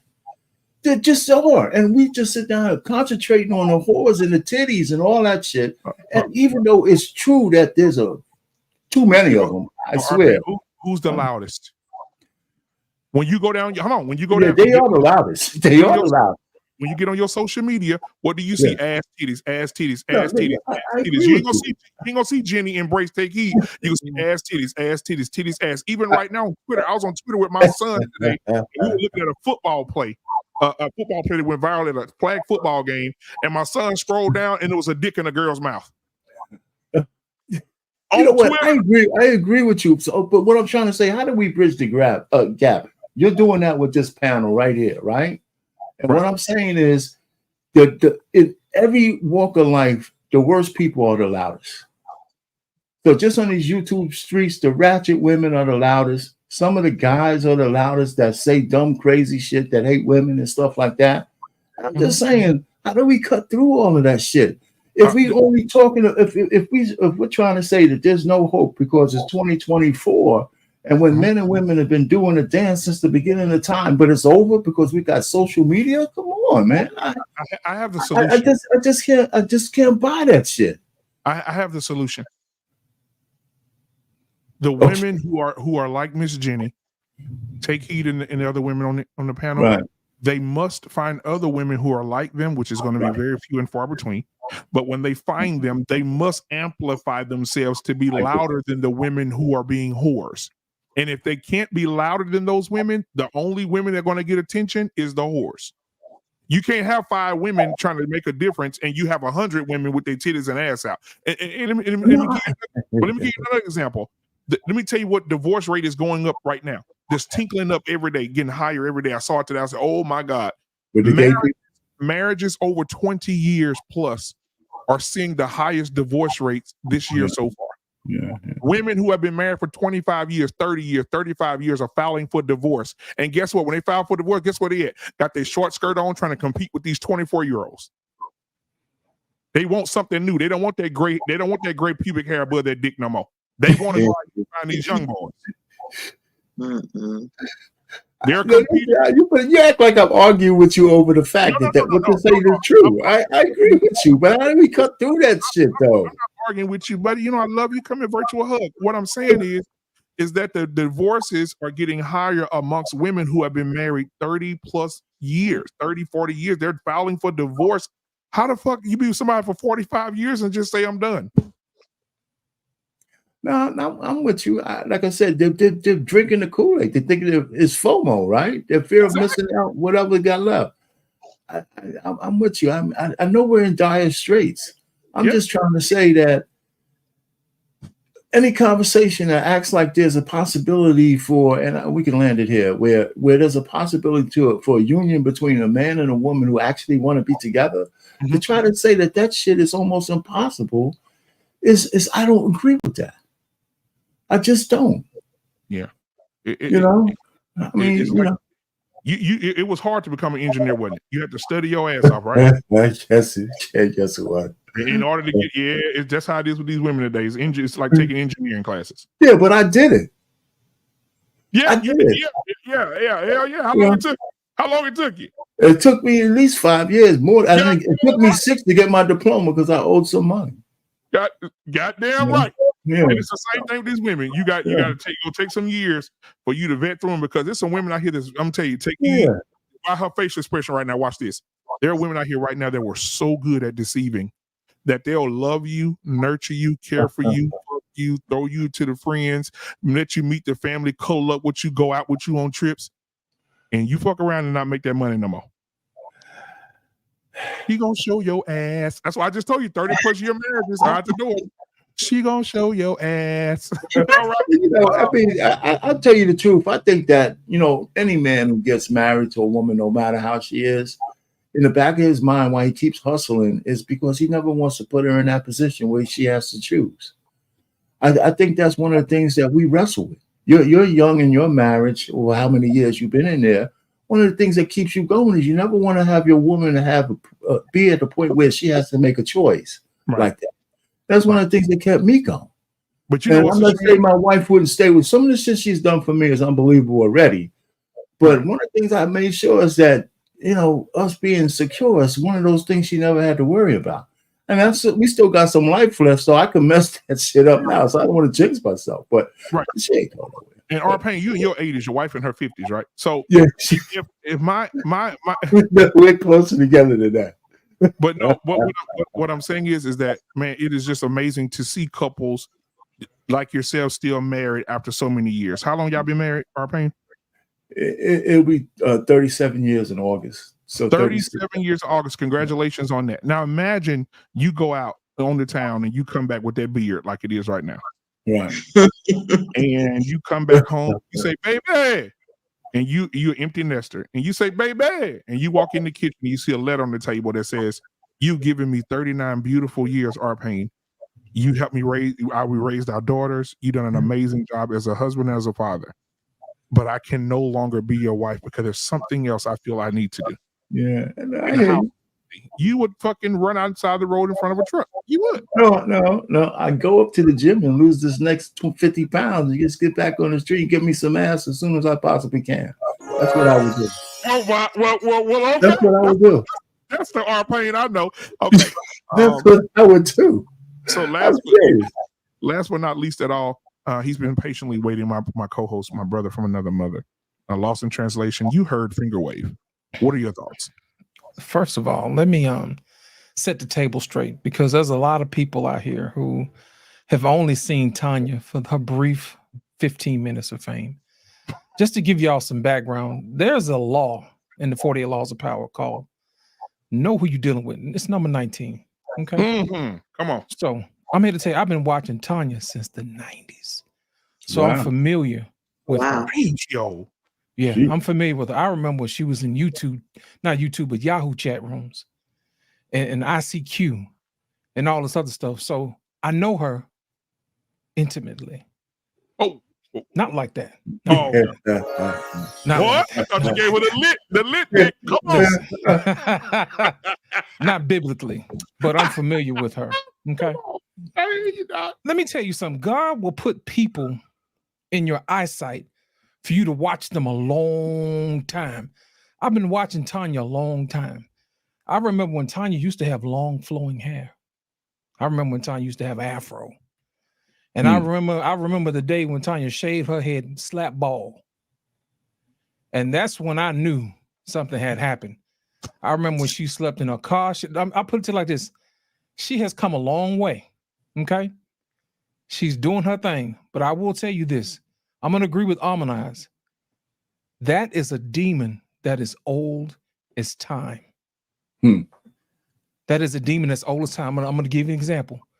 When Eve was in the garden and that serpent talked to Eve and said, you'll be just like God if you eat of this, if you take of this. So in other words, he told her, you aren't good enough, but if you do this, you'll be good enough. And I'm going to tell y'all something. That demon has been loose this whole time. Like I told y'all, we wrestle not with flesh and blood. That's the truth, y'all. You get demons who go from person to person. They may look like somebody you know, but that demon is old, y'all. And I'll give you an example. We already know that Satan is selfish, okay? So whenever you hear somebody start talking about self-love, Tanya is a self-love guru. She can tell you all about loving yourself. And it's going to leave a whole lot of women by themselves, but deep down inside, they want somebody. You see what I'm saying? The problem with Tanya is that Tanya's not feeding into what women really need, which is companionship, because she has self-love products to sell. Just like this other gentleman was selling love. I'll find you somebody if you pay me $29.95 an hour. I can go out and find you somebody. And knowing doggone well these women ain't did the homework to be better women. They're not telling these women that they need to be better women. I don't understand what's wrong with society when they want to tiptoe around telling women the truth. I have never seen a more passive-aggressive country or a passive-aggressive world where they don't want to tell women the truth. It's like they're scared of them or something. You see what I'm saying? They ain't gonna do to be mad. That's it. But I'll show you this. People love to say that the truth shall set you free. That's not always correct. It's those who follow the truth that got set free. Ladies, I'm here to tell you, be careful who you listen to. Check the credentials. Find out exactly, do they have what you want? If you listen to the gentleman before, do you want what he's selling? When you listen to Tanya TKO, do you want what she's selling? Listen, I don't have to denigrate either one of these people. All I have to do is say, do you want what they're selling? Is what they're selling you making you a better mate? Is what they're selling you making you a better wife? Is what they're doing making you a better mother? If none of those are yes, you don't need to pay attention to women like her. The reason why I tell you to wrestle not with flesh and blood is because that same demon is going to show up in somebody else's body. Watch the behavior. Watch what they're doing. Watch what they're selling. You see what I'm saying? Don't pay attention to that foolishness. And they're real good with words too. I made sure I wrote down exactly what she said, because anytime she opens her mouth, it's to denigrate a black man. It's just like anything in sales. If you want to sell somebody something, man, you just want to make sure that you paint a picture in somebody's mind. I heard she say the word charity. I heard she say the word predator. I heard she say one-sided loyalty, as if men aren't loyal to women when women have done them wrong all the time, and vice versa. I've heard near the bottom of the totem pole. I heard not a viable mate. I heard talking under a man's clothing when she was referring to the man's genitalia. Now, here's the thing. Women will love to tell you, don't talk under my clothes. That is so me too. Don't do that. Well, she just did the same thing when she's talking under men's clothing. Pay attention to that, y'all.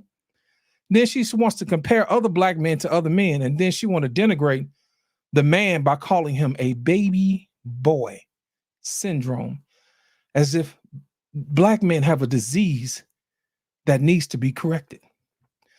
Ladies and gentlemen, language is a powerful thing. It really is.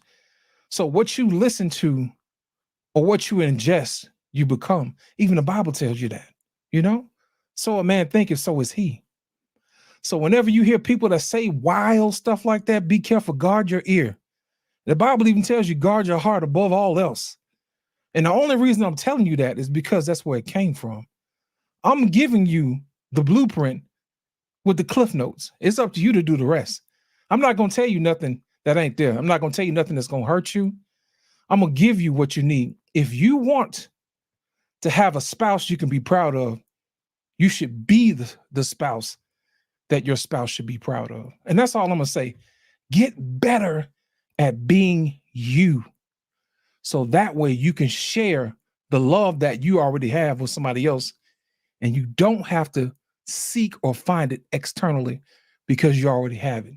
It's like when they tell you to go to the grocery store, don't go to the grocery store hungry because you'll buy up everything in the store. Mm-hmm. Well, if you already got joy down in your heart, then you're not in a rush.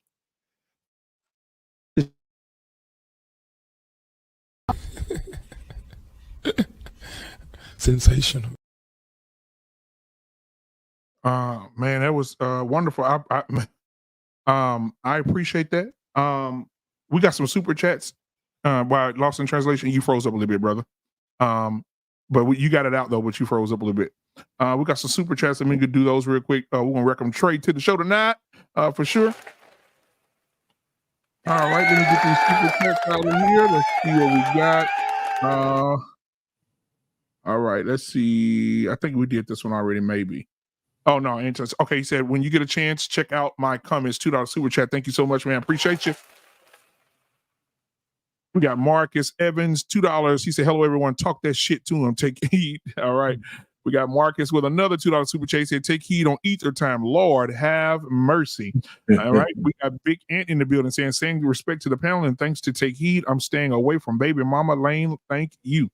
All right. Scorched Earth said, this Jezebel is why a lot of married women can't stay married. A lot of single women stay single. She is a part of the Priscilla clan. She into women. Mm-hmm. All right, Marcus Evans with the $5 super chat said, yo, my brother Black Man Unfiltered, you need to call time on Grace. She dropping too much ether on him. Shout out to everyone on the panel tonight. Thank you, Marcus. I appreciate you, man. All right, let me give y'all a little something. After that, I'm going to show y'all another video, and then we're going to get Trey in here. All right, let's go to Bali, baby. Let's go. 3, 2, 1. Anywhere I'm at, turn the city up. I can flip a dollar to $1 million. I don't like to brag, but I'm really on. 3, 2, 1. Anywhere I'm at, turn the city up. 3, 2. All right, thank you so much. Look at that. I knew she was gonna like that. All right, I want to play this video for you guys, man. She preaching, and so I want to bring her up. Let's listen to what she has to say. Not the source of your wife's unhappiness, and that there is nothing you can do or stop doing that will make her happy. Nothing that you hear in marriage counseling, nothing that she asks you to read, not speaking speaking her love language, writing love notes to her, making her feel important, doing special things for her. None of those things will make your wife happy because she is unhappy in herself. And she is the only solution to her unhappiness. And if you try to do the things you think will make her happy, she will resent it, find fault in it, and it won't be enough. And she'll find all the other things that she thinks you need to do to make her happy. So good men have to retire from trying to make your wife happy and retire from throwing your actions and feelings into an empty bucket with holes. Damn. Boy, if that don't sound familiar. Woo! Shit. Trey, your thoughts, and then we're gonna go around the room. Good God Almighty. What's your thoughts so far? I don't know if you saw the two young ladies in the two videos first, and then this one. So go ahead. No, I didn't get a chance to see the two videos earlier, but once I heard the name Tanya TKO, I kind of knew which direction that was going. Right. But I'll just speak on this video. One of the things that changed my life, the year was 2005. I was riding in a up armored Humvee down the MSR Tampa in Iraq, and I had a black captain in the truck with me. He was formerly enlisted, so we kind of got along. And he said something to me that literally changed my life. And he said that happiness is an inside job. That's what he said to me. I'll never forget it. He said happiness is an inside job. And he said if you're not happy, it's your fault. And so when I look at these relationships and these marriages and I hear people talking about happiness, I'm not happy. I look at you. Okay, well, what's your problem? What's the issue with you? Why are you not happy? Because you are responsible for your happiness. Nobody can make you happy. Nobody can make you unhappy. This is all based on you. One of the things that I've had to start to do is when I vet these women is to find out if they understand what makes them happy and what makes them unhappy. There are a lot of women that I've been out on dates with that have no clue what makes them happy. They're waiting on somebody to do it for them. They're waiting on somebody to give them the happiness. And then when they don't get the happiness, they blame the person for not making them happy. And what I've also learned is that this is a bottomless pit for some women. You cannot fill this hole. It's impossible, which is why it's an inside job, because only you can fill it. I can't do it. Now, are there things that have made me happy? Sure, when I bought my house, it made me happy. Buy a new car, sure, it makes me happy, right? But those things don't sustain happiness. People say all the time, right? Does money buy happiness? The answer to the question is yes. Yes, money does buy happiness. It does not sustain happiness. Eventually, you will get used to it, right? The house was nice when I first got it. It's been 5 years. It's not so nice anymore, right? I'm used to it. So it does not sustain happiness. If you're going to get into a relationship or a marriage with somebody and expect for them to sustain this level of happiness, you've given them an impossible task from the beginning. And that is completely unfair, which is one of the reasons why I can't do the relationship. Because if you're looking at me to make you happy, we have a problem from the jump. And then I have to look back at myself and blame myself and say, why did I choose a woman that looked to me to make her happy, knowing full and damn well I can't do it? So that's what I get. I think that lady was speaking straight facts, but I just wanted to share that with y'all because there was once a point in time where I thought like that. And I thought that the woman ain't doing enough to make me happy. And it was this black captain that was in the back of this up armored Humvee that taught me differently. And because I was willing to listen to him, it changed my life. I am responsible for my happiness. Good evening, y'all. It's good to see y'all. All right. Same Welcome to you, back, brother. Trey. I mean, what's going on, A? You You're on muted, mute, brother. Yeah, mute monster got him hard, didn't it? Biting them ankles. Oh, yeah. Sorry about that. No, yeah, I just got back from work. And no, I was just listening to what Trey had to say. I think the one aspect also that he was trying to fill out, it's called fulfillment. And I think that's the problem with some. They're looking for fulfillment and they don't know where to look or who to get it from. I think that's one of the issues as well. The other video I saw from Tanya TKO, what kind of ass backwards fuckery is she preaching? Like, seriously. Like, what kind of, like, I'm trying to figure out, like, what the fuck is she talking about? Like, it makes no damn sense whatsoever. It really doesn't. And this is my first time hearing about her and hearing of her. And already I'm just like, you know what? Bye, Felicia. That's all I got to say about her. The other video you guys were talking about, I haven't seen it. This gentleman talking about, talking bad about black men and everything else. I haven't seen the video, so I really can't comment. But from the sounds of it and from a lot of the stuff that was being said, it's almost like, why the hell do black women got to go into competition with gay black men for black men? They shouldn't have to. They really shouldn't. I mean, it's already a challenge for black women trying to find a black man. It really is. You got some black women in their 30s and their 40s fighting these young ones that are in college, that are college aged. You got black women fighting women of other backgrounds. You even got, now you're telling me black women got to fight gay men for black men? That makes no type of sense whatsoever. It really doesn't. So, I mean, a lot of the things that, what was being said in the discussion, I posted in the chat. Hopefully everyone read it. I mean, it makes a lot of sense. Take heed if you're listening. Yo, props, because what you said was truthful, and I think a lot of women need to hear that at times. They really do. And it goes back to what Lost in Translation said. They can't handle the truth. That's the problem. Sometimes, as ugly as it is, if you're being honest, it is what it is. Plain and simple. And I think that's just what the problem is as well. People don't want to hear it. People don't want to accept it. It is what it is. And the only way you're going to get better is sometimes you got to take that type of criticism. And you got two options. You can either continue to bitch and moan and keep dealing with the same nonsense, thinking that you're going to do the same thing over and over again, hoping for something to change. And I call that a Kobayashi Maru. That's just my thing about Star Trek. Or you could actually listen to what the person is saying and see maybe it's time for me to do something different. And you might get better results. But then again, what do I know? Thank you for that, man. I appreciate it. Let's go up to let's see here. Anissa, you already talked about the oh no, this is a new video. Take heed. What do you think about the lady in the video? I'll go to take heed first. What do you think about the lady in the video talking about the happiness? So I love what she said, but before I start, Clement is in the chat saying that Tanya TKO, that's not her. So I don't know. I only saw this woman a couple of times. Take and heed, I that's always her. scroll past her. Yeah, that's her. That is her. Yeah, Clement. Yeah, cocaine is a powerful drug. Clement's high. So go ahead.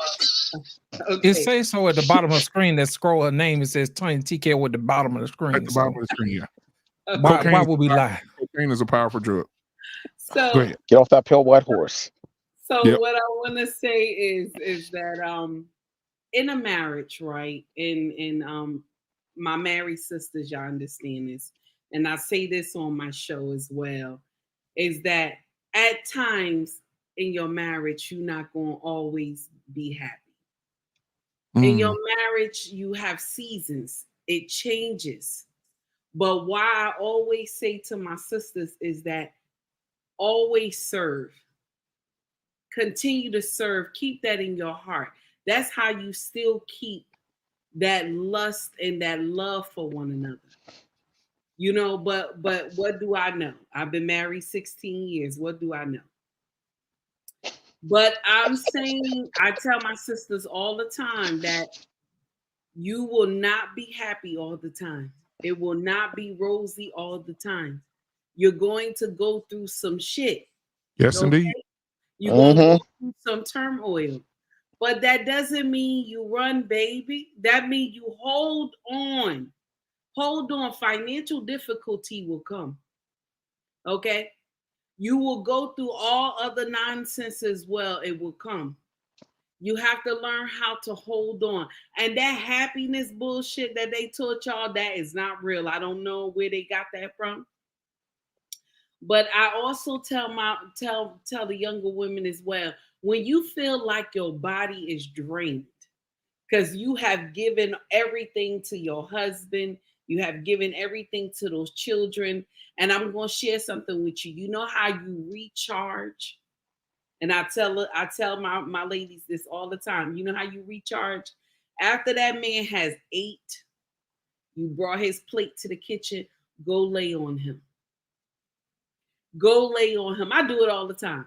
Go lay on him. And he knows that you need this comforting. He will hold you. He will kiss you. You will get that recharge, my sisters. Learn how to do that. The lioness do it to the lion all the time. Oh, you preaching tonight. Y'all don't see that. Y'all act like y'all don't understand the assignment. The lioness is strong. You come for her cubs, she ready to go to war with you. And that is the same thing like the melanated woman. You got to know when you need to go and recharge and get under this man. Lay on him, get under him. I will share something with you real quick. Sunday, we had to go to an engagement, right? An engagement of my husband's friend. We had to go. It was really nice. We enjoyed ourselves. We got back to the house and they had this big party. And me and my king was just lollygagging like two young children, this and that in the corner, you know, hugging and kissing and everything. And they asked the host of the party, like, who is these people? And she was like, this is so-and-so, our brother from Nigeria. This is his wife. She's American. gave my government and all that, and everybody was falling out. They was like, what? And they asked us, how long y'all been married? My husband was like 16 years. And they was like, what? Because we love to be around each other. Ain't nothing like love being around somebody. Ain't nothing like it. Now I ain't gonna sit up here and say I don't aggravate my king. I know I do. Okay. But I always tell y'all, remember to keep that servitude going. So the relationship can always have that intimate moment. So you could stop saying, I just want to be happy. And then you destroy the kingdom because I just want to be happy. You only worry about you. If you don't understand servitude, you will destroy the kingdom because you're worried about you. And y'all always like to get up here talking about, oh, it's the soft life. I want to live the soft life. This is full nonsense. Because God said in the Bible that a man who does not work don't eat. So how is we always subscribing to the soft life? Everybody got to work, damn it. That does not make sense. I'm done. And take heed. I want to tag Lost in Translation on this because we like to finish each other's sentences. When it comes to the Bible does say that He does not promise you He does not promise you happiness at all. It does not promise to you even by God. So I don't know where this happy shit came from. Because it didn't come from God at all. He said He'll promise you moments of joy, but not happiness. We know where it came from, black man. Oh, well, go ahead, preach it, brother. I mean, there's been almost 50 years of social engineering. We've seen it on TV and TV shows. Yeah, we've seen Donahue and Oprah talk about happiness and being happy. So we know where it comes from. I get what you're saying, black man. I absolutely understand what you and Take Heed so eloquently said, right? But we know where it came from because we saw it. We've seen it for the last 3 to 4 decades of being told this is about your happiness, right? What was it? Happy wife, happy life. Yeah, and Happy Calgon. wife, happy life. How long was that? Hey, you remember that commercial? Calgon, take me away. Take me away. Yeah. Take me away. So you know what I mean? We know where it's come from. And I think what had to happen was, like in most things, it had to reach a boiling point to where women are now saying, y'all have lost y'all damn mind talking about some damn happiness. That's not how this works. And I have seen my cousin, who's the same age as me, who's been married for, well, they've been together for like 20 years, but they've been married for 10. Don't ask me, but that's how they did it, right? But she will tell our younger cousins, y'all need to get off this happiness train. Ain't nothing about being in a relationship about being happy. So I we need more Take Heeds to get out there and say, get off this happiness and fight. Get a damn hobby. Like, why y'all women don't have no damn hobbies? I don't understand that. Like, get a hobby. You want to be happy. When I want to be happy, you know what I do? I grab my golf clubs. I go out to the golf course and I go out there on the 5th hole where ain't nothing but birds chirping and deer walking around, and I'm pretty daggone happy. Go find a hobby and go get happy. Stop putting all this pressure on a man to do something that, quite frankly, we know he can't sustain. Well, Trey, when you got to pay back them student loans, it's kind of hard to think about happiness. Well, if you were focused on getting a man, you wouldn't have to worry about the debt. But that's a whole nother story. You better preach. It just gets to the point now that we hear on social media, we hear it everywhere. Women, I'm just gonna say what it is. Women have gone fucking crazy. They have lost their goddamn minds. You want everything, but you don't want to do nothing. You want a man that's tall. You want a man that's got a 6-pack. You want a man that's got the dick the size of Mount Rushmore. You want a man, no diddy. You want a man that's just he's everything, right? And you don't want. And then when it comes to you, you have that preference. Then when a man says, "I don't want you because you built like a Dr. Pepper can," oh, now you're body shaming. Oh, he said that I'm fat. Oh my God, I don't want a woman with when I look at the back of her head, I can see her scalp, brain hanging. I don't want black man.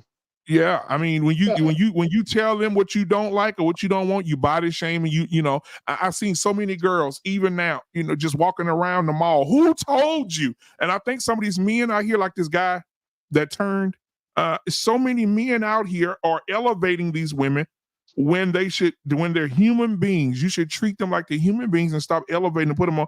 There are girls out here right now, 400 pounds, out here with shirts on, just go halfway up their breasts, and they're walking around the mall. They're walking around the mall. And my sons are comedians just like me. And my son said, Daddy, I think she's stealing. I said, why, son? Because she ain't got no clothes on, so I guess she put it under her stomach. I said, I don't know, son. You need to go ask her.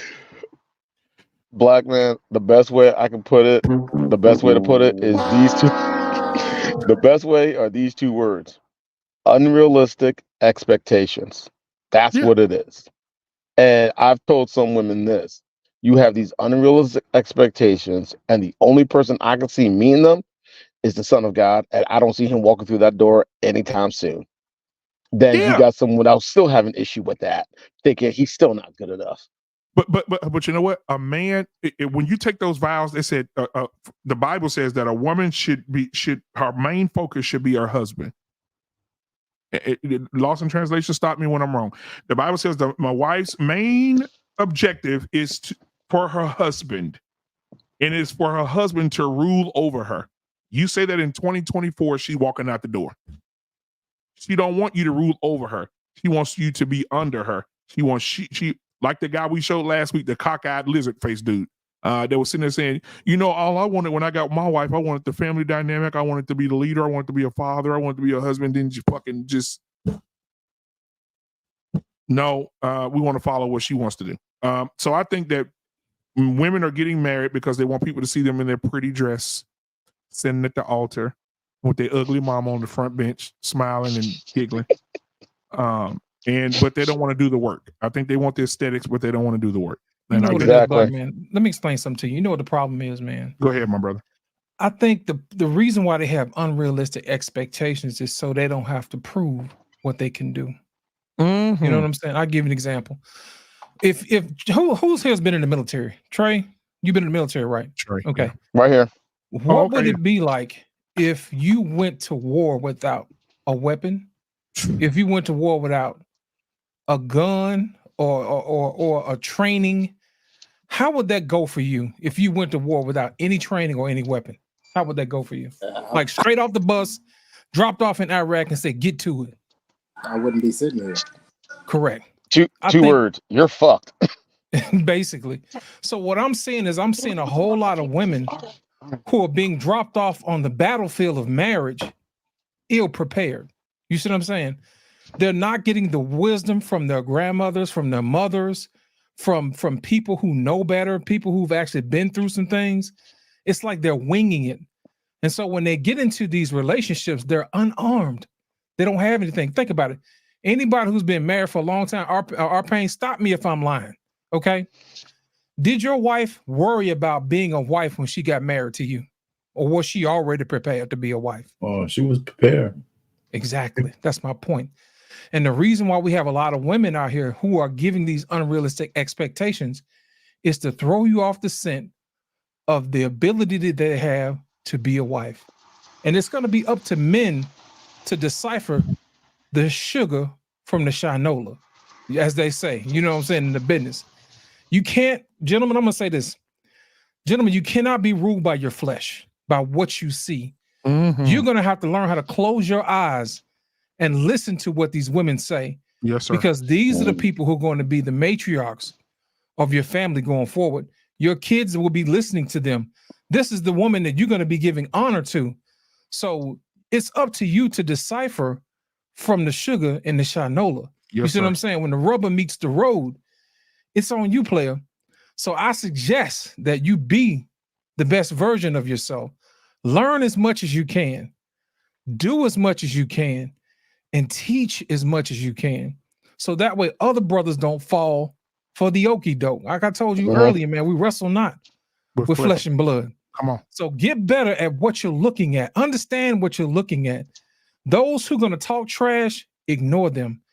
because paying attention to them is not going to move you closer to your goal. And that's I'm gonna land my plane right there. I lost in translation. You should have gave that scripture though, because it's important, because people are gonna say you made that up. The Bible says that he who findeth a wife findeth a good thing, meaning when I find you, you already have the characteristics of what it is to be a wife. You don't have to learn it, you don't have to teach it. It's already been bred in you, it's already in you. You've been prepared. Right? You've The been prepared. mistake that some men are making today is that they're marrying women who don't know what it is to be a wife. Their mom was not a wife. Their mama was a baby mama. Their grandmama was a baby mama. Now they are a baby mama, and now you gonna go in and convince this woman to be something that she's never been taught to be, or it's not even bred into her. So basically, the entire marriage, she's going to want you to take place of her father, and she's going to want you to do everything for her, and she's not going to have to want to do anything in return. And that's what we're dealing with today. You can't rule over a woman today. If you say that today, people will say that's controlling. It's controlling to tell a woman. You know what you say, black man, to that? Yeah, you I am controlling. You don't. This is what you say. You don't qualify to be my wife. Next. I put it like this. Can I chime in real quick? I'm sorry. Come on, take it. So I want to say this real quick. When a woman when she gets married, when a man deems her worthy to be a wife, right? This is what I tell women on my show. Now, I love how Lost in Translation and how Black Man Unfiltered put it down about what the Bible says. A man that findeth a wife finds a good thing, right? And favor. And favor from the Lord. Yeah. So now, with that being said, when a man finds his wife, right, he has to train her to be his wife. He has to. If you don't train her to be your wife, she's going to do nonsense. Because more than likely, y'all already see the statistics in being baby mother, right? In our culture. Most of us are not raised with our fathers.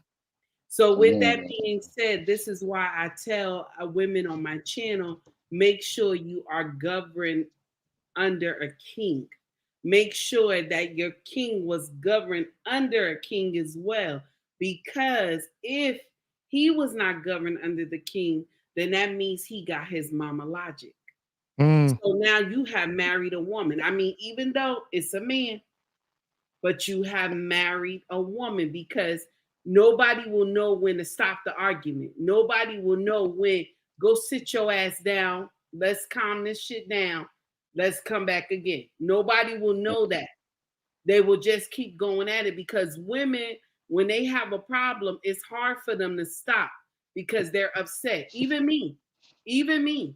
And I sit up here and talk to y'all all the time. Even me. My king got to tell me, nope, that's enough. That's enough. Go. And I got to be like, let me get my ass out of here. So now what I'm trying to say is that your husband has to teach you. He has to teach you how to love him and how to be the wife that he needs. Now, he can't teach you how to be a woman. You're supposed to have learned that before he got to you. But he has to teach you how to be his wife. So that comes along with respect and loving him in servitude. And because we have not been conditioned to be in servitude, we don't know how to take care of our husbands when the time comes. We don't know how to hug him, console him, be there for him, cook, clean the house without getting upset. Because that city in our mind, every woman got that city in their mind. When a man had asked them to do something, the husband asked them, once it go through the city, you have heard him call you mother MFer and all this other stuff.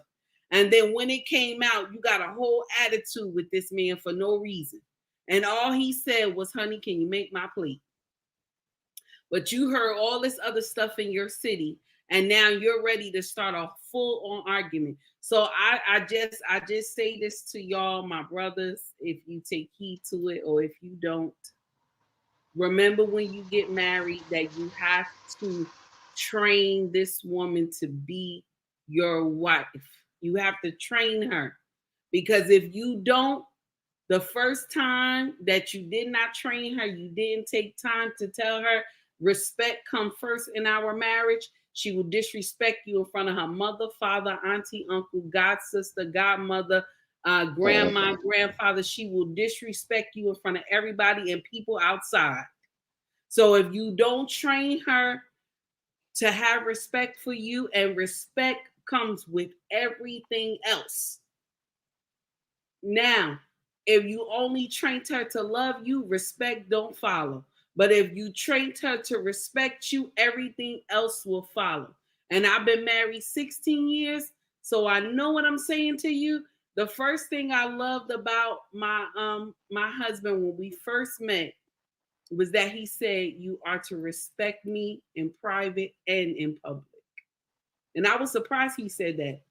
Like, what do he mean by respect? I don't understand that. I respect people. But the problem was my mouth. He knew my mouth was a problem when we first started dating. And that's why he said to me, you are to respect me in private and in public. And that made the way for everything else to follow, because my husband put down boundaries. You know what I'm saying? He put them in place. That things you can do and things you can't do. And when a woman doesn't have that, she will do all types of foolery. And I will share something else with you too, my brothers. You are her father. I'm going to share with you why. When you get to that altar, her father is at the altar, right? He brings her to the altar, okay? You're waiting at the altar, right? So he's walking her down to you. He is the father. He's passing her off to another father. A pastor said that on Instagram, and I fell out. I fell out when I heard him say that. And I asked my husband about it. He said he's telling the truth. Because when something goes wrong, who do I look at? When something goes wrong in this house, who do I look at? Who do I call? Just like when you were young and something happened in your daddy's house, who do you look at? You look at your daddy to fix it. So when things happen, I look at my king to fix it. So yes, my brothers, you will be looked at as her father. Because if anything happened, when our judgment day come, I'm going to land here. When judgment day come, God is not going to ask you if she does anything wrong. God will not go to her. He's going to you first. He's going to still punish her, but he's going to you first because you are responsible for her. That's the same thing God did in the Garden of Eden when he came. He knew Eve did it, but he went to who? Who did he go to first? He went to Adam. Adam, where art thou? So my brothers, ain't no way you're going to be able to tell God, I don't know what she did, because he going to say, no. So that's why I'm saying, my brothers, train them. If you don't train them, it's going to be a nightmare, and you're going to have to be the one to answer to God for it anyway. Take heed to the message, y'all. Now, take heed. Thank you so much for saying that, because now that you put the bed together and put the mattress and the box spring on, I'm going to go ahead and throw the comforter up there with the scripture that follows what you just said. If you go to Titus chapter 2, verses 4-8, it says, these older women must train the younger women to love their husbands and their children, to live wisely and to be pure, to work in their homes, to do good, and to be submissive to their own husbands. And then they will not bring shame to the word of God or to God. In the same way, encourage your sons to live wisely as well. That just backs up everything that you just said. And I didn't even know that. I'm just running my mouth. Okay, I just want you to know that. I'm just running my mouth. I'm just running my mouth. I put it like this, take heed. I'll piggyback what you said. I feel like this. Mothers got to teach their daughters how to become wives. Fathers got to teach their sons how to become husbands. You prepare them, you prepare them, you prepare them. Exactly. But the day you get married and the day of your wedding, and I'm taking this from a teaching I learned from a teacher I had in high school. You prepare when you're young, you're prepared by your parents. And the day of your wedding, when you two are at the altar looking at each other in front of your family and friends, now you're ready. That's the best way I could put it. Let's get Miss Jenny here because she's been patient. Miss Jenny, what are your thoughts? And then we'll get Anissa and Almanize in here. What are your thoughts on everything that you've been listening to? So I didn't catch whatever video you played, but I have been listening to the conversations.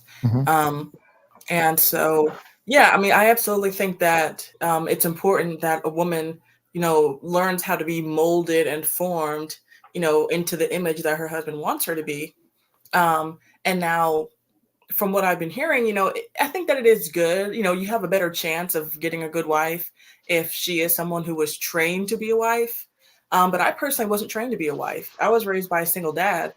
And so he didn't tell me to be like a boss babe, but he did kind of have the mentality of saying that, well, marriages can break up and, life is uncertain. So you should kind of, not fully depend on a man because, you don't know what's going to happen.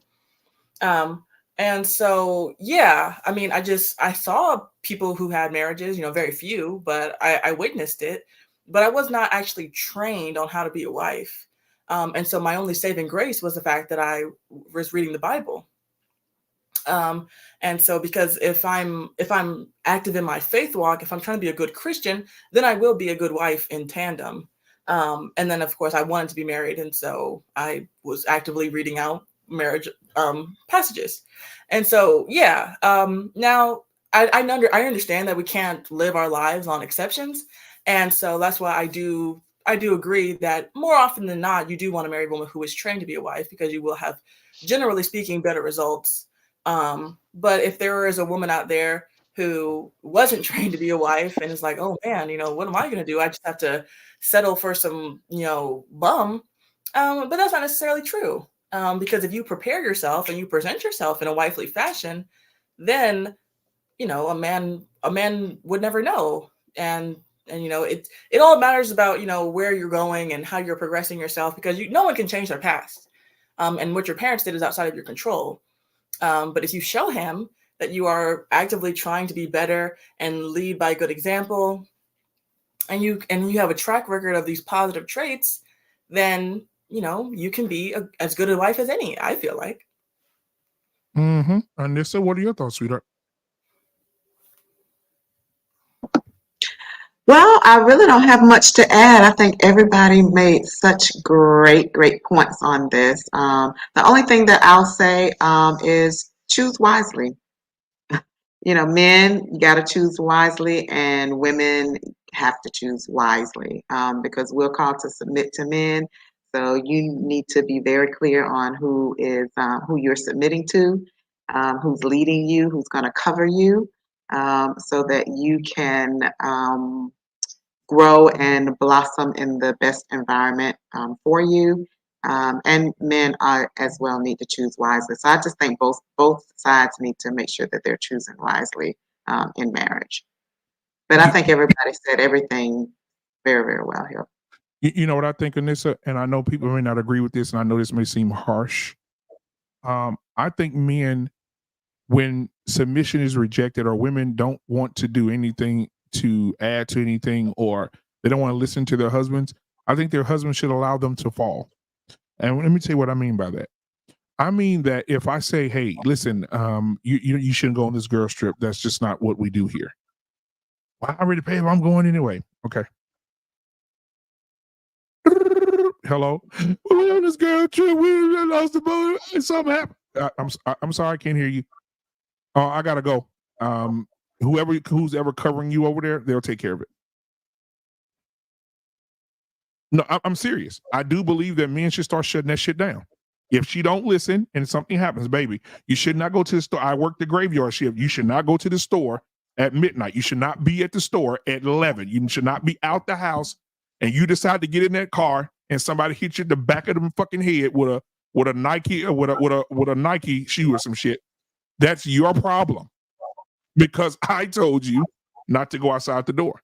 I think what we do as men, we always run into the rescue of some bullshit that we told you not to do. Don't do this, don't do this. Then when it happens, I need my hubby. No. Hubby, sleep. I'm tired. Good night. Whoever's with you is your protection. Whoever's with you is your covering. I know that sounds harsh, but my mama always used to say a hard head make a soft ass. And it hurts a little bit when you fall on it. Almond Eyes, what are your thoughts? And then we'll get to Trey, because I know Trey down there burning down at the bottom. No Diddy. Go. She spoke facts. One thing that did stand out for me is happiness has never been a continuous state of being. And one thing that I am seeing with Black women today and this whole I'm not happy phenomenon they got going on, they don't know what happiness is. They're emotionally dumb. So they're taking, feelings and experiences that they're going through, and instead of labeling it what it really is, they throw it in the I'm not happy category. So the minute they have 3 hours of the day where they have some anxiety, now it's, oh, he ain't making me happy, we got a problem. But you haven't expressed to him, you haven't identified what it is you're really feeling, and then you haven't tried to figure out why you're feeling this, and then you definitely haven't expressed this to your husband. So how are you expecting somebody to support you in fixing something they know nothing about?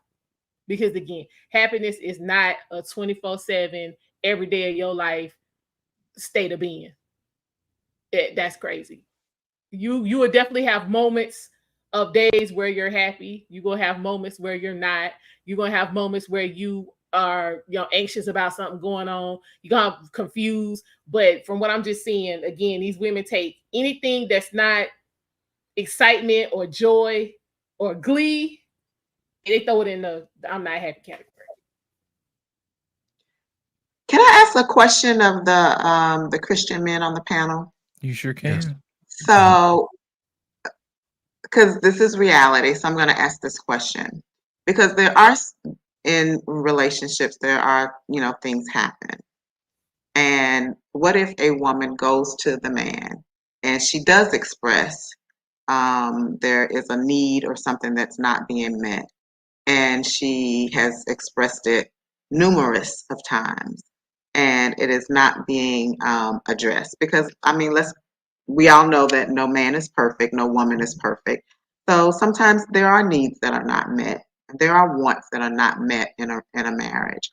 So if the woman consistently is saying, I'm having a problem with you in this particular area, this is what I need from you, and that need is not being addressed, how should that woman proceed, or how should she handle that?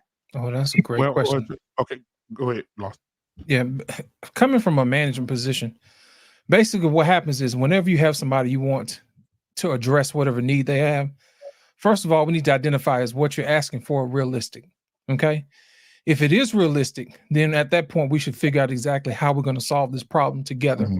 It should never be a situation where one person does everything. It should be a collaborative effort. Then you should always find out exactly, hey, what is preventing me from accomplishing this goal? And then whatever's preventing us from accomplishing this goal, then we'll figure out a plan. That's how you effectively work out a plan.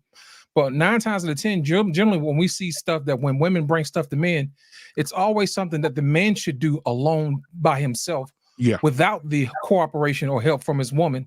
And it also makes it difficult because she had no input on how to solve the problem. So she doesn't value his effort. So what happens is if you don't value somebody's effort or what they're doing, you're going to have a disdain for that person. You're not going to hold that person in high esteem. Basically, that's what that works out to. So you always want to make sure that it's realistic. Make sure that you find out exactly whether or not it's accomplishable.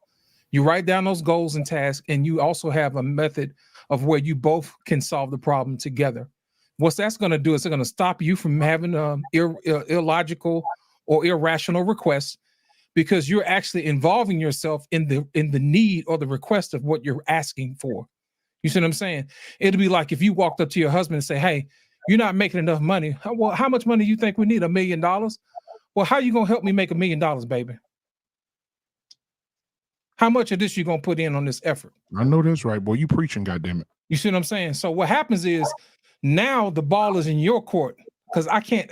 What in the history of us have you ever known me to make $1 million?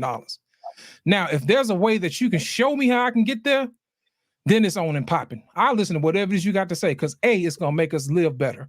You see what I'm saying? And if you can do that, you doggone right. I'm all ears. But if you come to me something that's not realistic, and you haven't set out any goals or any plans, and you don't have any skin in the game, technically it's gonna fall on deaf ears, and that's male or female, not just man or woman. That's something you can use both ways. You know, let me add to that real quick, just real briefly. I think that reciprocation plays a huge part in that too. So I just want to add that limb to your tree. I think that when a man and a woman are together, and a woman's asking a lot of a man, but that man is empty, right? There's a lot of women asking empty men for shit. And I'm going to tell you something. There's nothing worse than an empty man, unmotivated by you, and you're asking him to do something. He's not going to ever do it. He's always going to forget. He always going to make up something and say, shit, I ain't got time. I'm tired. Right? Because some of these men are not, some of these men, I didn't want to go this hard, but goddamn it, fuck it. Some of these men are not getting sex. Some of these men are not being heard. Some of these men can't speak in their own house. Some of these men are walking on eggshells. Some of these men get up every day like robots. Some of these men can't talk to their wives. Some of them try to talk to their wives. The wives throw it back in their face. Some of these men try to be vulnerable with their women, which they feel like they should or shouldn't. Right? They get broken down again. And I think sometimes women mistaken men for machinery. They think men don't have feelings, men don't have emotions, men can't think for themselves, men can't do like me. If I'm married to you, I'm like Lost. I'm with Lost on this. If I'm married to you and you telling me that I need to do something and I'm listening to you, how are you going to help me get there? That's the first thing. Second thing is if I'm walking around half full or empty, I don't know one car. I got a big ass V8 Silverado, 2023 Silverado sitting in the front yard out there. If that damn gas light is on in the morning when I get up, and I'm trying to drive to work, that son bitch gonna pull over, it's gonna stop. Because it don't have the fuel to keep going. And that's a lot of men are big old nice beings like that truck out there, big old nice men who are getting up every day and they're empty. And you trying to tell me to go somewhere and I can't go because you ain't fill me up. And then when they fill you up, they put that 87 octane in there. Yeah. And now you're knocking. Yeah, I'm not. Now you're knocking. Can I answer this question? Put everything back on the woman. No, Okay. let me ask you a question. No. I'm not about I got a question for Black Man. How does it get to that point? How does it get that bad to the point where you're that empty as a man, as a leader in your home? How do you get to the point where you're like my vehicle can't get to 3/4 of a tank because I'm refilling at a half tank? Exactly. And what happens is, again, men become, after a while, women become complacent. They're comfortable, right? I don't have to listen to this nigga. I'm tired. I'm not gonna do nothing. I'm gonna come to bed looking like I mow yards. I'm not wearing no more sexy shit. I'm gonna have on John Deere sleeping pants with a bunny. Hey, BMU, can I ask this a question, please? Can I ask a question? Hold on. When you do what the point that I was trying to make is, if a woman is reciprocating, if a man is being filled by his woman and that woman is in that man's corner and he knows that, and everything that man does, that woman reciprocates what that man does, a man will run through the wall for a woman who reciprocates to him genuinely. And men love to do for women that they ain't got to ask them nothing. How many women like take heed? So I feed my man and I go lay on him. He don't ask for that, but I bet he'll run through a wall for her because she's doing the things that he wants to do, but he's not asking for it. She already knows in her heart and her mind, this is how I please my man. And those men will do everything for you. He won't forget shit. Baby, damn, you fixed that door already? I did, baby. Because you encouraged me. But go ahead. Ask your question, Arpain. Yeah, I mean, first, let's go back to, and this is the original question. And one of the things you made a mistake in this is you should never leave a question like that so broad. Do you have an example of what a woman would come to a guy with? Because I understand what you're saying. Because let's assume that everything's on equal footing and your woman says that you're slipping in the area, that you're so busy you might not realize it. How do you handle that? I think that's the original question, and I think we went off a little bit on this kind of tangent. Tangent is all the woman that she's not doing. So I mean, if you have some kind of example, if some of the ladies might have an example of what that might be, where a guy could say, because if you're asking for it, how come we ain't making $1 million? That's ridiculous. Okay, we understand that kind of stuff. But if there's something real tangible that a guy that can make a woman ask him, hey, listen, this is a need I have, and it's something reasonable, and it's something that he's missed, because men do miss shit, man. Exactly. So let me give you something simple. Hold on. Before you start the mow and start the backyard, I want to address the little thing you just said. You said everything goes back on the woman. Everything that I'm saying is a reflection of what I read biblically. And if we want to edit the Bible, we can. In Proverbs 31, it says that. It says exactly what I just said. Let me give you an example of what I'm talking about. I want to put this in there though before we speak on it, because at the end of Proverbs it says that woman will be praised by her husband by the work she does for him, how she submits to him, the things she brings to him. Right? She'll be praised. He's gonna buy her fine linen. He gonna take care of her. Everybody gonna know he take care of her. She gonna know the kids gonna praise her. Right? She's gonna be praised for what she does. So yes. So I just want to add that in there. Go ahead. Yeah, I think that's a very idealistic situation. So let's say this happens. Say you, like Trey was saying, women need to get a hobby. Well, honey, how can I get a hobby? I'm working full time, okay, because I help financially in the home. I have to raise the children. I'm taking care of you. I'm doing the cooking and the cleaning and serving you and do all of these things. But honey, you know what? Something that I've noticed, you don't plan dates for me anymore. You know, sometimes I do want to get up. This is just something simple. Sometimes I do want to, get dressed. I want you to plan a date. Say, honey, when I get off at such and such, I'm gonna pick you up at 8 o'clock. Be dressed, be ready to go. This is where we're going. Like, in other words, the romance, the effort, and all of. Now she's doing what she is supposed to do, but you, sir, are starting to drop because that's something that she wants. That's something that she wants in her relationship, and you have been dropping the ball. Now, I've talked to you about this for months on end, and I really haven't noticed any improvement.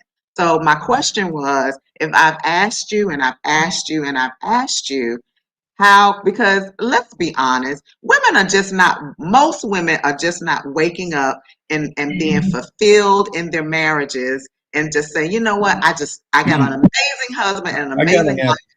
I don't want to do this anymore. I got an answer for you. Type of breakdown. How do you have an answer? She has two different questions. No. I have an answer for her because I know where she's coming from. That was just a simple. Paige understands what I'm saying. That's just but you how come I can't answer her, man? You started with a hobby, and then you said it was a romantic night out. Which one is it? Can we let her finish? Can we let her finish, y'all? Can we let her finish first? I know and then. Listen, are you finished? Let me answer your question. I'm finished. Thank you. Listen, and one of the things I tell guys in a marriage is that, and a lot of men miss this shit. Women have an emotional currency, emotional bank account that you got to make sure is full. I mean, it's up to you. I mean, if the way she came to you, you had a certain amount of romance that you have to keep throughout your marriage. And sometimes when we get busy, even taking care of our family, doing our duty, we'll miss it. We could miss it. I mean, I don't know where you guys think that you got automatons on the other side of the goddamn table. They're real fucking people, man. So when you talk to listen, here's what I told this guy one day, and I'm gonna be real quick. He was having trouble with his wife, and they were newlyweds, and she had a new baby, and she was, every time he came home, she was complaining. She was at wit's end. I said, well, do you ever take the baby? I said, do you ever tell her, hey, listen, you know what? I'll give you a day off. I'm going to take the baby and you go chill out for a second, right? I said, why don't you just go home one day and say, listen, this weekend, you know what? Go find your best girlfriend, just have a good time, go have a drink on me, whatever, and I'll take the kid. I said, you don't have to do that every week. You just do it once. You fill up her bank account, you'll get so much shit back for doing that. And so I don't understand the opposition. I don't understand the opposition to you being able to take care of your woman that way. That's not a fucking big price to pay. I mean, if y'all gonna say anything else, it's just really stupid, man. Is she gonna come and work the day at work for you guys me? don't take care of your fucking women when they need something from you. Stop you right there. That's the happy wife, happy life. They don't have to be happy. What the fuck you talking about? I didn't say make her go jump up and down. You mean she should be fucking emotionally spent just dealing with your stink ass for fucking years and you don't feel nothing in the tank? That's crazy, man. If Why I may, we got all these fucking marriages breaking up. I mean, man, listen. You know what, man? You know, you don't lose your manhood by making your fucking woman feel good for a minute or two. You don't gain your manhood by pedestalizing her either. You're just treating her like your wife. She's your bride, right? Somebody on the pedal about what I just said. Let me say this. I'm gonna say this real quick. You know what? I came here to say I was gonna be cool today. You guys fucking me up, man. I almost made it. They've been married longer than everybody on this panel, and y'all want to. But he got married at a time where the women were. It has nothing to do with still alive right now. Listen, we didn't die in 1987. We're fucking still alive now. Listen, I understand. We were alive in the 90s, 2000s. R-Pain, you would get y'all know more than me. Y'all don't. You would get crushed. I've seen all of that. You be broke in the dating world today. I promise you. You be broke. You be living in the back of your car. Stop it, man. Bullshit, man. So you have a fucking wife and she can't have no fucking downtime that you can feel something in her bank account. That's what you're saying to me. That's what you're saying. How the fuck you gonna maintain a marriage if you don't fill up your woman's fucking emotional account? Come on, man. I'm gonna say what everybody else want to say. I'm gonna say what all the men are saying. I'm done. Go ahead, man. Yeah, I'm gonna say what everybody's saying in their head right now. That's that happy wife, happy life bullshit. Right? Let me give you. I didn't say nothing about happy wife, happy life. No, that's exactly what that is. And let me tell you what it is. Let me give you an example. If a woman, let me give you an example. If a man and a woman are married and she feels like, baby, we're not having no dates. We're not having no dates. And that man is working or that man forgets or some bullshit happened because like we say for women, they're human. They made a mistake. When a man does it, he don't give a fuck. So we have a different outlook on what men and women do. So I want to say this. If that man forget and you want to go on the date, why when that man come home and he forget, why don't you have his suitcase packed, have the trip paid for, and say, baby, get in the car. We finna go on the date. Back to the woman. We got. Hey, accountability for the relationship. Hold on, listen. So you need to tell me if I'm married and I'm working hard every day providing for my family and I miss a date. She's working too. Black man, if I may. She's sitting in some office and click clacking on a keyboard ain't working. Stop. Hold on, y'all. Let me not reiterate. Forth any physical effort. More than likely, the man has a physical job where it is labor intensive. His 40 hours is much different than your 40 hours. Yeah. Much different. And depends on what he does. More than likely, because depends on what he does. Anissa, let's stop. Stop. More than likely, his job is labor intensive because majority of the men have the labor intensive jobs in this country to continue the infrastructure. So more than likely, his job is labor intensive. His 40 hours is different. My ex was a cop. We both were cops, and I worked harder than she did. And we had the same exact job. Because she was a woman, it was easier for her. So if you're going to tell me that your 40 hours is the same as mine, then I'm going to tell you to kiss my ass every week that you want to go out. Because I'm tired just like you are, but I'm probably a little bit more tired because I had to work harder than you did. I understand that, but where does the relationship come? But what you say to if your wife comes to you and says, this is something that I would want you to do. You didn't describe a need. You described a want. A romantic night out is a want. That is not a need. Not a need. It is a need for a relationship. No, you need the whole marriage. You need a romantic night out. You never take her out. Mayday! Will you please learn this motherfucker? You know, I was about That's to so funny, man. You know what? Hey, man, the PMU. hold on, R-Pain. Okay, Before you get started. Wow. Before you get started, Anissa, let me ask you a I'm question. done. Go ahead, man. Let me ask you a question. What was wrong with what I said first? Oh, you think I said? there was Did you say nothing wrong something with wrong? what you No, who said. asked? No. I'm talking to Anissa. No. Okay. I I'm missed talking that. to Anissa. When you ask the Christian men originally, how can a woman talk to her husband? Everybody went to what everybody else said. I'm asking you a direct question. What was wrong with what I said? There was nothing wrong with what you said. Payne asked for an example, so I gave him a simple example of Great. what I was And I talking want to give you an example of how my method would have worked in your particular Okay. situation. Okay. If you had came to me and said, hey, look, I need a little bit more romance. You know what I'm saying? I'm working, you're working. We haven't had a lot of time left. You know what I'm going to tell you? You're absolutely right, baby. Tell you what, I need to take you on a trip. Okay? I need to know how much PTO time you got left. What days you want to take off. We're going to plan us a trip. Okay? Now, I'm going to give you 3 places for you to choose from. You tell me which one you want to and how we can get there. After this, we'll plan a budget, sit down, do an itinerary. Are there any places that you'd like to see? That's what I mean by cooperative. See, I love that. Right. You're actually taking You an don't just active. tell her, oh, you don't need no date. You don't need But here's the thing. Here's the thing. What we fail to do. That makes sense. Listen, Absolutely. what we fail to do is we fail to show empathy to our spouse. You see what I'm saying? And at the same time, if I say, hey, look, tell me exactly what you want. Okay. I'm a listening help from you. Say, hey, look, help me to help you or help us in this particular situation. You say you want romance, right? I'm gonna give you 3 places to choose from. After that, we figure out what we have to do. That's called dream building. You see what I'm saying? After we got the itinerary going, we already got the money saved. You know how much money we got saved up. You know where we going. Everybody's passport is up to date. There's no problem. All we have to do is get on the phone. Now, at this particular point in time, do you feel anxious? Do you feel like you've been involved or vested in the interests of this particular situation? There's no surprises or anything like that. So how does that make you feel when the situation is being handled that way? I think that you addressed it perfectly. I would have a better response to that than some of the other things that I've heard on here. Right. Because if he does the same thing. The reason why I use it that way is because if he comes to you the same way and say, hey, Anissa, this is what I need. And then what you're going to say to him is, how can I help you? Right.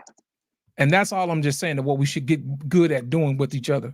That's all I'm saying, showing each other a little empathy. Right. Our pain is correct. I'll give him that. But at the same time, we have to make sure that we show empathy to our spouse. That's all I'm saying.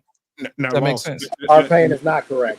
No, you said exactly what I said. That's why I say choose wisely. Right. You have to choose wisely. You have to choose wisely, but at the same time, we're forgetting about statistics. People lie, numbers do not. 75% of marriages are sexless. No dry dick man is planning no fuck. He ain't Maybe your dick is dry because you have no romance. And black man, that choose wisely works both ways. Your dick is dry because there's no romance. There's no date. Hang on, Lisa. Hang on. That choose wisely also works with y'all women too. And so hold on. I don't want a woman who's going to come and cry to me about her wants when all of her needs are being taken care of. I don't want that either. So your choose wisely for the man, it works for the woman too. So I don't want to hear about your wants either. So we will reciprocate. Listen. Anissa, I understand the game. I'm not gonna come crying to you about my wants. If I want some sexy time with you, I know what I gotta do. I know what time it is. Exactly. I know how to be romantic. I know to go get flowers and plan the date and light the candles and cook for you. I know how to set it up. Exactly. I'm not gonna come whining to you about my wants. I'm gonna whine and dine you so I get what I want. The same shit. There's a difference. Yep. Like I said, that's good if you know to do that. That's good if you know to do that. But some men drop the ball on that. Men, choose your women wisely too. Because if they're gonna run up to you and cry and complain about what they're not getting versus what they have, run away. I can't stand an ungrateful and an unappreciative woman who Some of you dropped doesn't the like what ball, she though. already Some of you has. dropped the ball. I All can't of you are stand not on. clothes, no damn clone. Let's just be Fold honest. them damn clothes. All of you are not on point. Let's just be honest about that. I'm just use that as an example. If something came up and you needed to go to your spouse for something, how would it be handled? And I like the way Lit approached it versus somebody Of telling course me, you did, because he gave you what you whatever. wanted. Of course you Can did. I He ask gave you what you Your way wanted. to handle it. That's what Can I a real godly quick? I'm husband would sorry. No, do. it's not about handling. He gave you what you That wanted. is what a godly I would husband not would give do you what you because he want, so of course you considers his wouldn't agree with wife. me. You wouldn't agree with me because I wouldn't give you what you want. I tell you to suck that shit up and go to work because we got bills to Well, pay. we already know you and I would never get along, but that's why I phrased it the Christian men on the panel, because I know you wouldn't, that wouldn't apply to you. And that's why I said the Christian men on the panel. And I How you love figure? the way How that you Lit, figure? Because I'm not quoting scripture that's every why 5 minutes? I would not Because I choose, don't I quote would scripture choose every 5 someone, minutes, so I'm not a Christian now? I would choose someone that would respond like Lit responded. No, you like what Lit, Lit said because Can I he come gave you in? what you wanted. That's No, the only reason why because you like it. Casey gave the proper response because Take he's heed, saying trying to jump in like double I dutch. would have empathy for. Mayday! Mayday, will you please land this motherfucker? Go take heed, jump in there like double dutch. Okay, so let me share with y'all real quick. Okay, for the women who have this problem with their husbands, if this is realistic, if this is going on, okay, I'm gonna share something with you. A man is like a well-oiled machine. I'm just want to put this in there with y'all so you understand. A man is like a well-oiled machine, right? He knows he got to come home, he got to go to work. He got to come home, he got to go to work. This is what he knows. Okay? So yes, if you feel that he's not being romantic enough to you, I'm going to share something with you. Be romantic to him. That's I just said that. That's the simple answer. That's it. And BMU is correct. You just have to be romantic to him. Or choose somebody like Lit. Like, no. This is what I'm trying to say. Or choose somebody like Lit that gets it. For my you have a choice. For my women who want to take heed, listen to this. What I'm saying. Learn how to be romantic to him. If you're not getting that from him, it's because he's on this schedule. That this is what he knows he has to do. You understand? So there will be times where you feel like he's not being romantic to you. So you have to learn to do that to him. You have to learn to do that to him. Instead of him planning the vacation, you say, we never go out, we never do this, we never do that. All you got to do is talk to him and say, honey, I made reservations. The woman can do it too. You can do it too, especially since he's always, you know what I'm saying? Even if you get to a time where maybe he's so stressed out and he's working so much, there's no time for lovemaking, right? This is not ordinary, not in my house. This is not ordinary. But I'm saying there might be times where he's working so much, there's not time for that sexual healing. You have to be the one to initiate it sometimes. Honey, I need you. Come out of the shower, buck naked. You feel me? And honey, I need you. You know what I'm saying? He's going to oblige. He's going to do it. All you got to do is learn how to give him some time as well. It's called grace. Some women don't know how to give their husband grace. So they'll jump up in his face. You don't do this. You don't do that. You don't take me out. You don't do this. You don't do this. My girlfriend husband does this, because a lot of women are good for that. My girlfriend husband does this to them. They went on vacation here. And sometimes not everybody got that money. So my sisters who want to take heed, you can also do romantic things in your household, especially when those kids is knocked out sleep. I have done some shit, so I understand. Okay. All I'm saying is that the part of you addressing it to them, You can address it to him, but address it to him in a calm way. Talk to him with a loving heart, not an attitude or negativity. You feel me? Because when you talk to a man with a calm and loving heart, it gets done. And I have said this to my king many times when I talk to him. It's always coming from a place of love. Now I ain't gonna sit up here and say I'm not a naggy wife. I say stuff and my husband will check me, but I'm saying to you, if you want something done, it's better with honey than vinegar. Take heed to the message. That's just my take on it. Absolutely agree. And again, thank you, Lit, for your response. Take heed. How unattractive would your husband be if he came whining to you about his wants? How unattractive would he be? You know what? I'm gonna share something with you. Since I've been married so long, if my husband came to me and he said to me, "This is what I want from you," I'm gonna ask him, "How you want me to do it, baby?" Because right. No. I'm not questioning your willingness or your effort. I'm questioning his attractiveness. If he's coming to you and he's complaining and whining about wants, not needs, wants. I'm not questioning whether or not we know you're a dutiful wife. We don't have to go that far. But I'm saying if he's coming to you and it's coming off as if he's doing more complaining and whining than more so requesting. Is that attractive? No. And that's the issue. I don't think women understand how unattractive you are with the whining and the crybaby and the childlike behavior. I don't think y'all get that. That when you come to us with this, and I'm looking around going, wait, so your issue is that we haven't been out in a few months? Well, yeah, I've been working overtime, or I've been putting my hours because I know your birthday's coming, or our anniversary is coming, and I need the extra money because I want to do something special for you. A lot of the time, this is what I face in my last relationship. A lot of the times, you don't realize that I'm planning something because I haven't let you in because I wanted to be a surprise. And maybe I have to work a few extra hours. Maybe I have to put a little bit more time in because I want to do something for you that's special. But now you're questioning it as if I'm neglecting you. When in actuality, I'm planning something for you. So now what does that make me? Then you should communicate that. No, I can't communicate it because it's a surprise.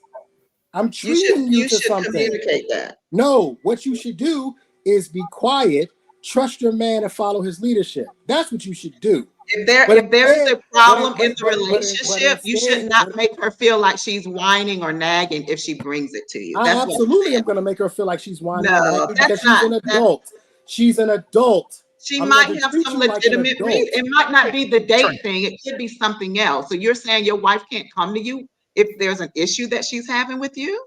She can come to me about everything. Okay. She cannot whine. You just don't shut her down. To me. She cannot whine and complain to me.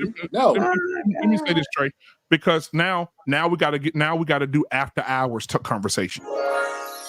So now you come to me, baby, we're not getting enough dates. You're more romantic. I need it. Okay, cool. Now what happens when the roles are reversed? Anissa, hey, can I talk to you for a second, baby? Hey, listen, lately I've been getting up in the morning. I'm extra horny. I just need you so bad in the morning. I mean, I get up with so much pressure in the morning from the day before. And Anissa, every morning you get up, I just have a need. I need you to give me head every day before I leave the house. Cause I need to get that pressure off me so I can handle my day. So when I get up in the morning, right before I leave, I know I get up at 4. But if you could just get up in the morning and just relieve me of that pressure, I mean, I would so much appreciate it. What would you say? L to the no. That's what she would say. No, I mean, I would not have a problem with it, but you better be coming through with what I need you to come through with as well. Right. We're gonna take care of each other here. It's not one-sided. So I'm gonna take care of you, and you're gonna take care of me. This is how this works. You know where is the sacrifice? The funny this part is how this works. Who's going to do it? He's gonna do it. No, black man not gonna do it. Black man he's got gonna do 10,000 it. excuses of why he can't do it. Do it. He got That's no 10,000 excuse. excuses of why he can't do it. I don't trust BMU to do nothing. I trust the leg. I trust the leg. I don't trust BMU. Listen. The leg said how he would handle it. No, and BMU has not said that. And this, wait, hold on. This is why Liz I tell women gave the correct response as far as I'm concerned. I'm done with it. I'm done. Liz he answered it correctly. Our Payne answered it correctly. I respect those responses. I'm good. You know what? Because they say whatever you want, baby. Because they say whatever you want, baby. Yeah, right. That was the answer, basically. You know why she like those? You know why she like those responses? Because they made effort. No. I'm gonna tell you why. Longer than everybody on this panel. So you're saying our Payne doesn't know what he's talking about? No, I didn't say. I never said that. What I'm saying to you is the reason that you like those responses is because you're getting what you want. You little nagging little fucking girl, sit your fuck down, shut your fucking mouth. I'm not gonna tell me that, BMU. I wish you would. It gets to a point. These men are consider their wives. They're empathetic to their wives, and they are considering the needs of their wife. They're not going to say she's whining and nagging because she talks to them. I have a question for you. In a marriage, that's a turn off. I have a question for you. That is a turn off. I have a question for you. In a marriage, who gets the most in the marriage? The woman gets more of what she wants, or the man gets more of what he wants? I think an ideal situation is they both are getting what they want. That would be ideal. Bullshit. That's ideal. You gonna tell me I don't know what I'm talking about and I'm married? Who gets the most in a marriage when they're married? The man or the woman? I think ideally both people would be getting what they want and what they need. Women. For me. Now y'all do y'all marriages how you want. I'm saying what I would like. Hang on, no, black man. Let me answer. No, black man. Let's do this because she was very quick to go to our Payne and Lit for them earlier, and their opinion mattered. So let's ask them that very same question and hear our Payne and Lit's answer to that question, and now let's see if she still likes him so much. Go ahead, our Payne. Disagree. Our Payne, in your marriage, in over 30-some years in your marriage, who has gotten more out of the marriage, you or your wife? As far as I'm concerned, my wife dwarfs me when she gets out of the marriage. That's what the fuck I'm talking about right there. Yeah, but but let me one more thing, BMU. Let me just say this. I'm always gonna give you what you want, man. And you so that's true, right? But that's part of our obligation. Bro, this bullshit, bro. No, wait a minute. But women get more. I think women get more out of marriage. You know, I mean, it's part of the obligation, right? I mean, that don't mean you got to pamper and baby them. I don't see it that way because let me just say this. I extract everything I need from my wife. I mean, she caters to me all the time. I mean, all the time. Not just part of the time, not just I mean, all the time. Can we do an episode of Law and Order? Sir, that's not what I asked you. I asked you who gets more. I answered that part. I did answer that part. Okay, then. Moving on. Okay. Y'all need that sound effect. Or the husband. Who gets the most out of a relationship? Yes. The woman. Thank you. Yeah. So that means you still like Lit now, Anissa? You still like I don't think that's necessarily true, but yeah. So no matter what happens, you're gonna do whatever, like our Payne said. Man, you gotta let her. You gotta do it, man. Listen, okay. So go ahead and do everything you can for the wife. You're gonna give her 95% of you, right before heart failure, and then you're gonna get 15% of what she wants you to have. Our Payne, I can go even deeper than that. Most men want to have sex a certain way, want head a certain way, want to be treated a certain way. That woman will come in and do for you. She would give you head. You say, man, I want some head. She'll give you head, but she'll give it to you like she wants to give it to you. She's not gonna give it to you like she's gonna do whatever makes her comfortable. I heard my sister-in-law say this. Shout out to her. I don't give a fuck if she get mad. I heard my sister-in-law say this. Well, if your wife is uncomfortable with something, why would a real man want to make her do something she's uncomfortable with? I say, well, goddamn. What if a real man say, I'm uncomfortable being in this house, hearing your whining ass about these fucking dates? I don't want to go on no fucking date. I don't want to go nowhere. I want to sit at the house and be a homebody. Are we going to balance this shit out? Listen, I could, man. I'm gonna stop talking about this shit, bro. No, what we gonna do? We're gonna apply the same method. We're gonna say, look, darling, I got something that's been on my mind, and I was wondering if you can help me with this particular situation. You see what I'm saying? Go ahead. And then she tells me, what can I do to help you reach this? And I'm gonna tell you, I need this. Okay. And she's gonna ask me. She said, well, okay, what can you do to help me help you? We're on the same ballpark because she listened to what I have to say. Just like I listen to what she have to say. If you make a habit of that, that's not going to be a problem. Just like what our pain said, it's not going to be an issue. If a woman gave me everything I asked for, the way I asked for it, she would never hear me say the word no. The word no would never come out of my mouth. I just said that earlier. If she gave me everything I asked for in the manner in which I asked for it, I would never say no. And if I couldn't get it, I'd find a way to go get it. I'm a hustler. I think our pain got one of them. I'd figure it out. Trey, didn't I just say earlier, there's nothing that a man who gets reciprocation from his wife, there's nothing that he won't do for her. Did I not just say a that? wall for that woman. That's the thing. I've never gotten what I wanted the way I asked for it. I've gotten some of it. I've never gotten it the way I asked for it. I've got a version of it. I got a version of it. If your man come to you and said, Nissa, tomorrow night I want to fuck you leaning over that fence, and then he come in the backyard, you laying on a patio chair because you want to be on the chair, he wants you on the fence. You're not going to give him what he fucking wants. You're going to do what's comfortable for you. Oh God. That's so funny, man. You keep putting this in these different positions. It's funny as hell, man. When I come in tomorrow night, Anissa, I want you leaning over the fence, butt ass, looking through the neighbor glass. I want to hit that ass standing on a center block. When I get home, underneath the moonlight. When I get home, you know what I'm saying? That's what Anissa gonna be at. Sitting by the pool with the wine glass, with all her clothes on, waiting on me to get there to have a fucking steak dinner. She's gonna do what's comfortable for her. Men are never gonna get what the fuck they want, bro. Let's just stop the bullshit. Stop the cap.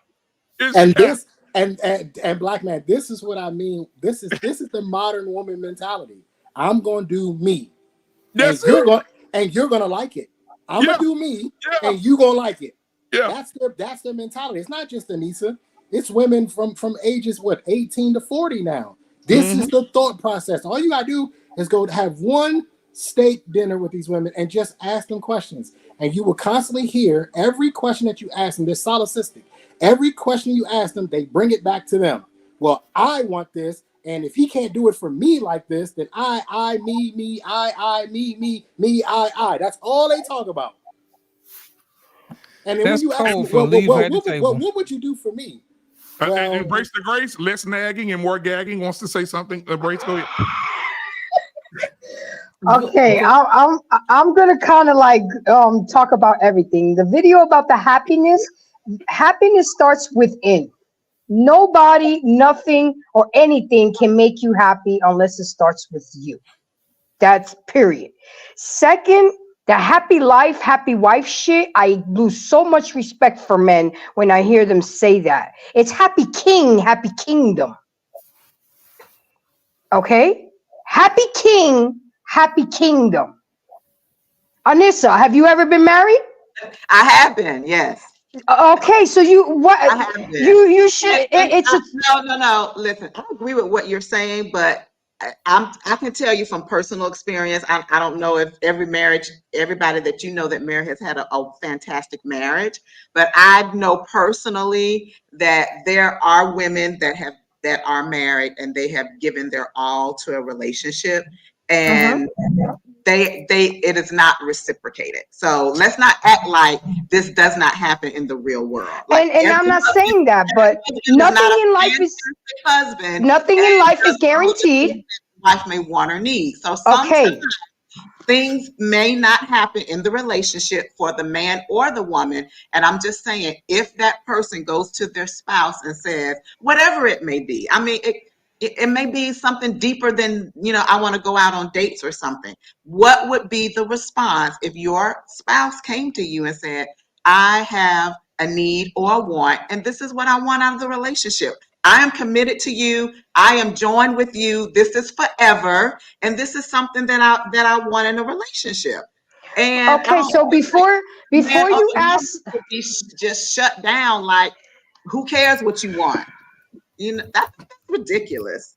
Don't do that, Anissa. Ain't nobody say nobody used the word. Nobody said that. But the thing is, you have to take into consideration your approach on how you approach that man. You have to take in consideration. There's a lot of things that women can do on their own and handle on their own, but they want to always play women damsel in distress. No, you got your man out there doing bigger and better things. Okay. And I blame, Trey asked a good question. How did it get so bad? I blame y'all because y'all been sitting on the fucking sidelines, letting these women do this bullshit, not setting boundaries, not telling women no, fuck off. And that's why we do what you allow us to do. Okay. Sensational. When I used to date somebody, we used to have an HR department, and when we had grievances, we used to call HR, or email HR, and in actuality, we're emailing each other, and we don't have to hear tone, nagging. You just send it to HR, and it gets taken care of within 7 to 10 business days. Period. Don't have to argue, don't have to nag, don't have to do nothing, but you have to reciprocate. Anise, you come off very selfish. It's me. I gave an example. I didn't say that was my example. I just threw out an example out there really quick just to get a response, Embrace. But I mean, your standards and my standards are probably totally different, which is fine. What you might accept might be not what I accept. That was just the example that I used to present to Lick, and he responded. That was it. It doesn't make that personal. But your standards and my standards probably are different. Because I wish somebody would tell me fuck off if I came to them and I had a concern. That's not going to happen. So you might accept it. I don't know. Anissa, hold on. I'm concerned. So if a man told you to fuck off, what would you say to him? He wouldn't tell me that. Wine ball across the head, scratch in the face, punch in the mouth. The relationship would be set up where we respect each other. And I would never tell him anything like that, and he's not going to speak to me that way. You taking your earrings off right now. Ain't nobody even in there. See what I'm saying? You been taking your earrings off. Getting ready. It's loose. It's been loose all night. But what I'm saying, I wouldn't accept that type of a man talking to me that way because I'm not going to talk to him that way because we're going to respect each other. Now, you just showed us what you would do when you get in a fight. You take those earrings off first. Let's not confuse what I say here on this platform as if that's the way I would speak to my woman. I wouldn't do that. Let's be very clear. No, I know I don't need to clarify because I'm saying you should clarify. No, I don't. No, I shouldn't clarify because none of y'all are my woman, so I don't have to clarify nothing. You don't have to clarify anything. We don't have to listen to you. You can't tell a man how to talk. So we don't have to listen to you. But we don't want to. I want to be very clear. I am very well aware of how sharp my words can be. And I understand that I can trigger people simply from the words that I use. So I understand that when I'm dealing with a woman, I cannot go at her the same way that I would go at other people. I know that. This is my first rodeo. I've been dating since I was 18. I'm 20 years in the game coming to women. Dated all types of women from all different types of ethnicities. I know how to do this. Travel the world. So don't think that I would say, girl, get your ass out of here. I don't want to hear that. No, I would never do that. She came to me and she said, hey, look, I want to go out. We haven't gone out in a while. You know what my response would be? Because I just like to nip shit in the bud quickly. I would say, cool, I got it. That's all I would say. All right, I got it. You said it the first time. Because if it's coming off as whining and complaining, I'm going to address that first. We don't whine and complain. Because if you whine and complain to me, that means that you're making it acceptable for my kids to whine and complain. And I don't like that. I didn't position it as whining or complaining. I just said she came with a request. Okay, that is what I originally said. I said nothing about whining and complaining. Well, at first, let's be honest. At first, what you said is that it started off with something else. I can't remember what it is on top. Before you got to the romance, you started with something else. that she was going to him about something else first. It then was a you general. switched. It was a general statement at first. It was general, and then Payne asked the question, and then I just picked something and made it specific. Yeah, our Payne asked for something it was a specific. request. It wasn't whining and complaining. It was a request of the spouse. But let me ask y'all women a question. Can I ask the women a question? Do you guys ever see that little experiment they do like on TikTok where they'll play a sound and they'll ask you, did you hear Lauren or did you hear Green? Y'all know that little thing they do? Yeah. I remember that. Do women ever understand that maybe what you hear is not what we hear, and the way you're saying it is not the way we're receiving it? Do y'all ever think about that?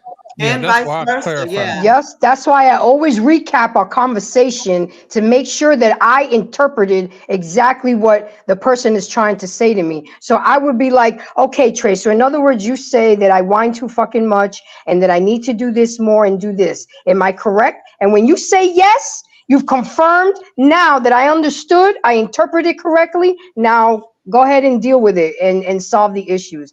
That's good to do. Recap the conversation, re-summarize it, because you're right, Trey. Women don't understand sometimes what you guys are telling us, and we interpret shit a totally different way. And then you're looking at us like we're an alien, and we do the same thing. We listen to you guys, and we might not interpret things the way you're trying to express it. So we need to recap conversations and reiterate things to make sure we get a clear understanding. No. So I have a question for Take Heed. Oh, I'm sorry. I had a question. No, I had a question for you, Take Heed. Then you could go into what you're about to say. So my question to you, Take Heed, is why is it that when I said earlier that women, and I was agreed with by Lost in Translation as well as our Payne, a 30-year vet in marriage, that women gets more than men. Why do you think that is so? And why do you think that men don't get that reciprocation? Wow. Selfish. So I was agreeing with the fact that we get more than y'all. And I'm going to share with you why I say this is because there's no room for a man to complain about any problems going on. There's no room for him to do that. Exactly. There is no room. If he complains about what's going on or how you're doing things, you immediately think that that's bashing. We immediately think that's bashing, even when he's trying to do it in a loving manner. Because once it enter our city, in our mind, it go left. But and I'll say in my own case, in our marriage of 16 years, I have gotten so much more than my husband. I've gotten so much more than him. And because he doesn't say anything, unless it's some nonsense that he has to correct. But other than that, he will be quiet. And I'm going to share with y'all what I mean. I always thought we have a strong sexual healing life. I always thought that. Hands down, I was like, I'm tight on my game. Hands down. I was thinking that until I played the video of the doctor that said you need to have relations 21 days in a month to prevent prostate cancer. Damn. So I told my husband this, right? Fuck cancer. I showed him the video too, right? So he said to me, well, then that means you've been slipping. I said, what does that mean? I said, I'm on my A game. I don't understand that. He was like, well, the doctor said 21 days. You got to do better. So now he start counting the days. Okay, he start counting the days. Now, mind you, I'm freaky, I'm nasty, so I don't mind. Oh my God. Because I love to sleep with my husband, so I don't mind. Okay, but the point is, you said I was off my game.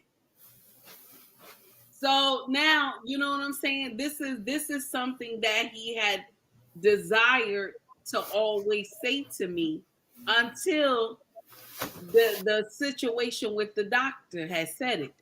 And so now that gave an opening door for us to talk about it. You see what I'm saying? Men will just be quiet and let it continue to go. Mind you, maybe he never said anything because I never gave him a problem with us doing anything, but he desires to want to do it more. You know what I'm saying? 21 days ain't no it's nothing to me. I can rock with that, probably more.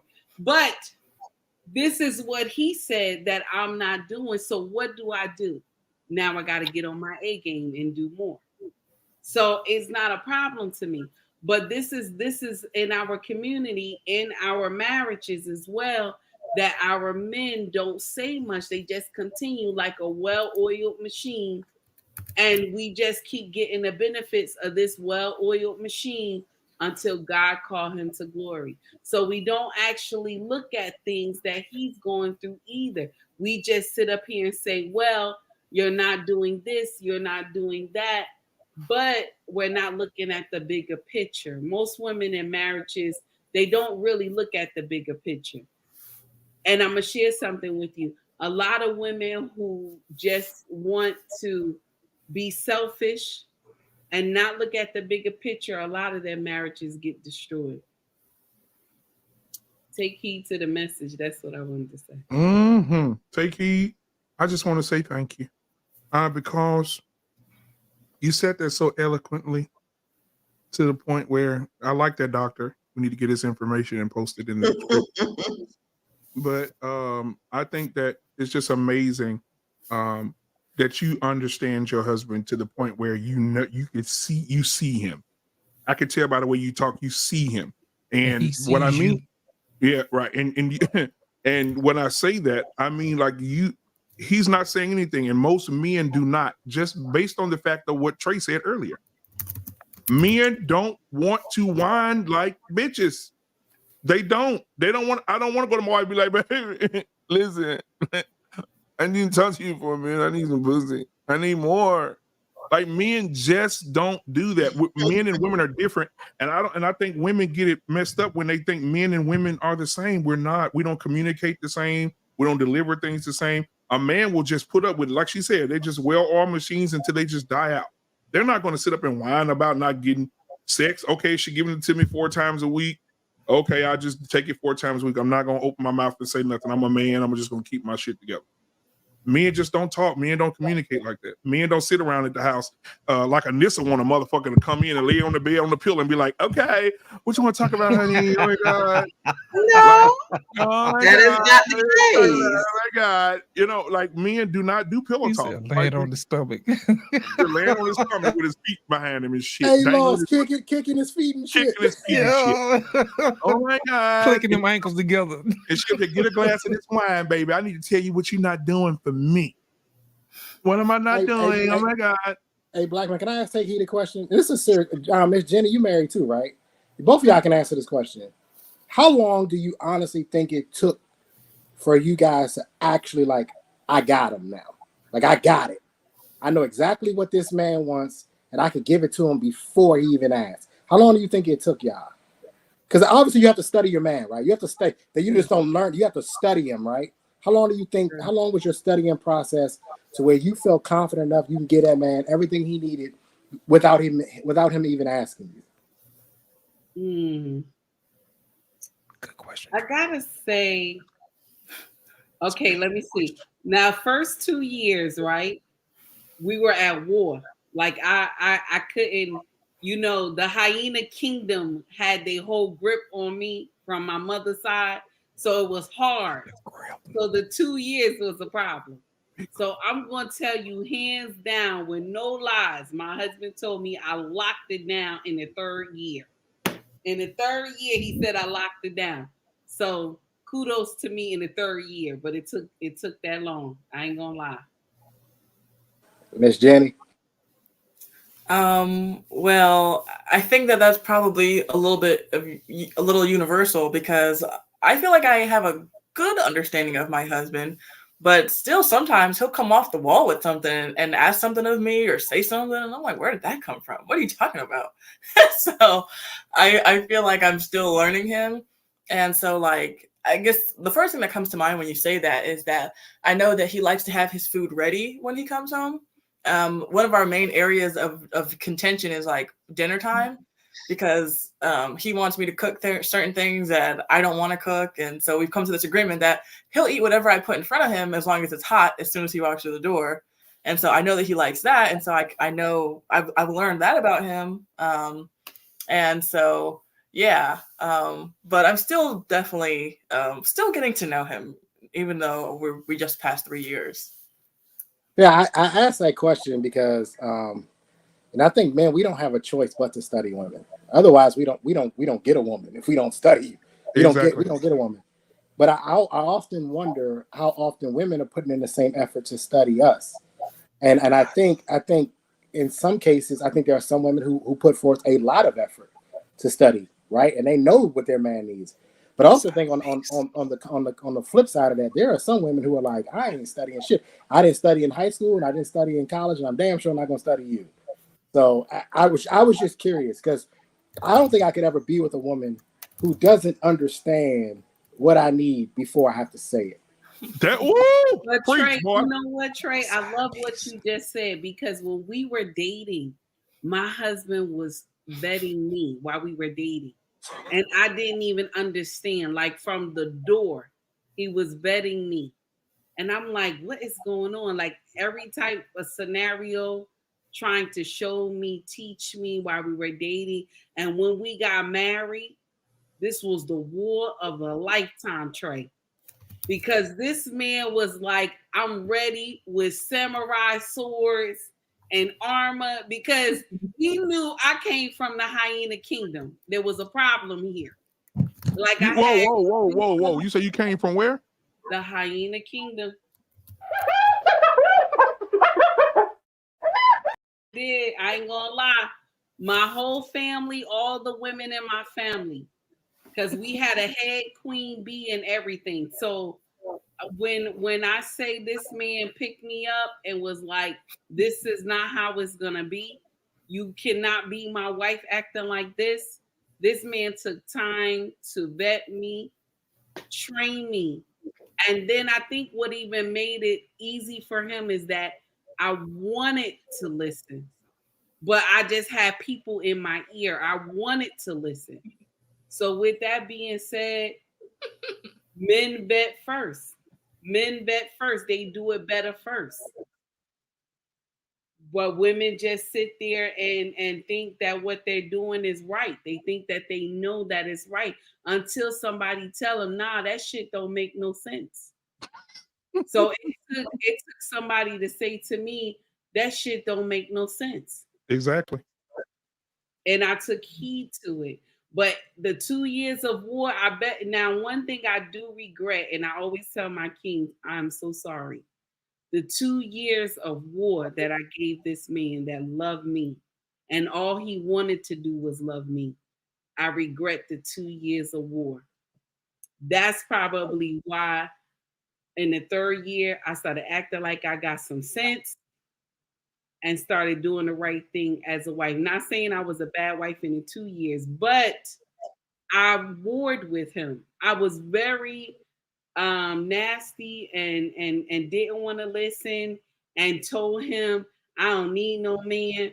All this nonsense that your mama teach you. Damn. I can do bad all by myself, bull crap, all this nonsense that Black women have to be untaught.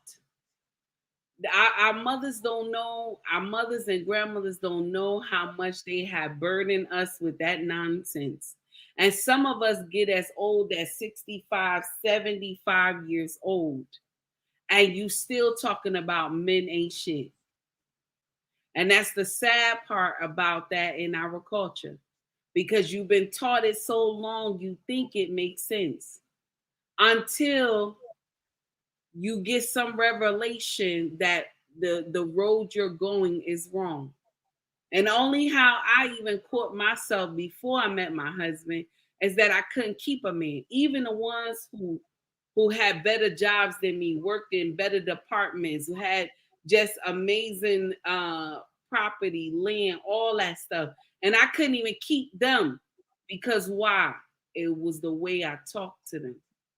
My respect level was out the chain. It was crazy because I had the mindset that I could do whatever the hell I wanted to do, and ain't nobody who gonna check me, boo boo. That nonsense we do. Who gonna check me, boo boo? And that who gonna check me, boo boo, will make you miss out on everything. I'm done. You know what, Take Heed, when you like that, when you're that type of woman, and you realize the war, and then coming out of the war and being the woman that you are today, which is commendable to you. The worst thing that has ever happened, when I was telling Arpain earlier, when he was going on that simpletry, when he was talking about the happy wife, happy life shit. You know, one of the things that I noticed back then is that the music reflected the relationships, and you had music and you had songs. And I'll bring up, well, I would do the 90s. I go to the 90s, right? Everybody, this is in between for everybody. You had songs like Never Gonna Get It, Never Gonna Get It, Never Gonna Get It, never. And men were really begging. Keith Sweat was begging. All the men were begging, please, baby. You know, if you go to the 70s, David Ruffin was begging, I'll sleep at the doorstep all night and day just to keep you from walking away. Right? Maybe These you men ain't were never been in begging. love like I've been in love. Yeah, Lenny Williams. I love you, right? And they were just begging. And now I think what's happening in 2024 is that men then woke the fuck up and understand, damn, it's 100 women to every fucking 88 men. God damn, I got options. Shit. And so now what happened is these men say, I'm at home dealing with this wooger bear. And this one over here respect me, talk to me good. Oh my God. I see her today when she's speaking. She's nice. Men have come to the conclusion they woke the fuck up. Men were in cryostasis for 50 fucking years. And now they done woke up and seen a different land. And if women don't get their shit together, they're going to be men who are out here either cheating on their wives to fulfill their needs, going to leave their wives to go be with other women, but they're not going to put up with it. You can't go to, like Anissa said, you ain't going to be talking to me like, listen, men right now can say, you know what? I don't have to put up with your ass. Goodbye. And he knows in 6 months or a year, absolutely. Somebody else. He can. Yeah. And if you need to say that and you need to walk away from a bad situation, a woman can do the same. Yeah, but she ain't gonna. Oh, come on now, Anissa. Now I preach this all the time, on and off camera. It's a difference. Because it is a difference. But if you need to walk away from a bad situation, then you absolutely can walk away from that situation. Anissa, how many times does a woman get a chance to walk away? How many opportunities will you have in your lifetime to keep walking away? See, my issue with y'all women is that y'all think y'all can play the same game as a man. I'm 39. People say, well, why are you not married? I'm 39. I got plenty of time. I'm good. And still her kids. But a 39-year-old woman, the 39-year-old woman that I meet, they in rush mode. They like, I got to get married tomorrow. I got to get a man tomorrow. But that could be a part of the problem. They feel like they're rushing. They got to get married tomorrow, and then they end up making bad choices, and then you end up being divorced. You know, in 5 years. That's my question. They said, how many lives do you get? I mean, you don't get many, but what I'm saying is, BMU saying men can just walk away. No, if you're married, both people should be trying to give their everything to make the marriage work. Okay, you shouldn't just be saying, "Oh, well, I'm not getting this, so I'm just gonna walk away." Of course, if that's everybody's everything ain't everything. You know, of course. You can say you gave everything, but if you ain't gave that person what they needed, you ain't gave them nothing. Gave them shit. It wasn't that my question. That was my whole question earlier. If this woman comes to you and says, "You're not giving me everything," like you just said, if I'm asking your ass, it should be addressed. So your everything should be addressed, but not the woman's everything. Okay. You know how many women are running around here saying I gave everything in my marriage? I ain't gave nothing. And they ain't give a damn thing. Shit. And I know a lot of women that have given everything. No, they haven't. I can give you countless examples of where they I can give you everything. countless examples of some that have. So hold on. So how would you know a woman gave everything? You don't know people I know, and I don't know the people you know. Anissa, no, I'm saying Anissa. How do you know a woman gave everything if you haven't talked to the husband and asked the husband, did he receive everything that he needed? Correct. Well, you know what, and I think that can work vice versa as well, BMU. Oh no! You move that now. You move that. That can work both ways. I think if you took couples that got divorced and you probably talked to both of them, I don't think you're gonna find that one is gonna say, "Oh my God, he or she just did everything for me, and I was just deliriously into the relationship. I just wanted to leave. I can give you one example. You're not going to get many of those. Both people are probably going to feel. I literally just watched a TikTok where the woman said the man gave her everything. That's TikTok. I'm talking about people that you personally know in your family, your friends, your co-workers. I'm talking about people that you know. Here's the thing. I can give you one. Is different. I can give you one small example. Okay, say for instance, your husband comes home, you're washing clothes or whatever. He helps you fold the clothes, right? Right. Okay. Okay, so you want to answer the question. But look, let me ask you this.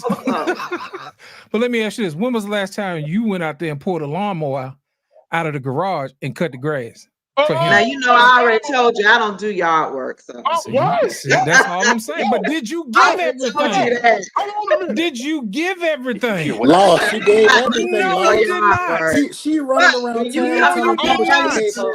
I'm gonna bring you Come on now. It is not the same. A towel when you come in. It is not the same.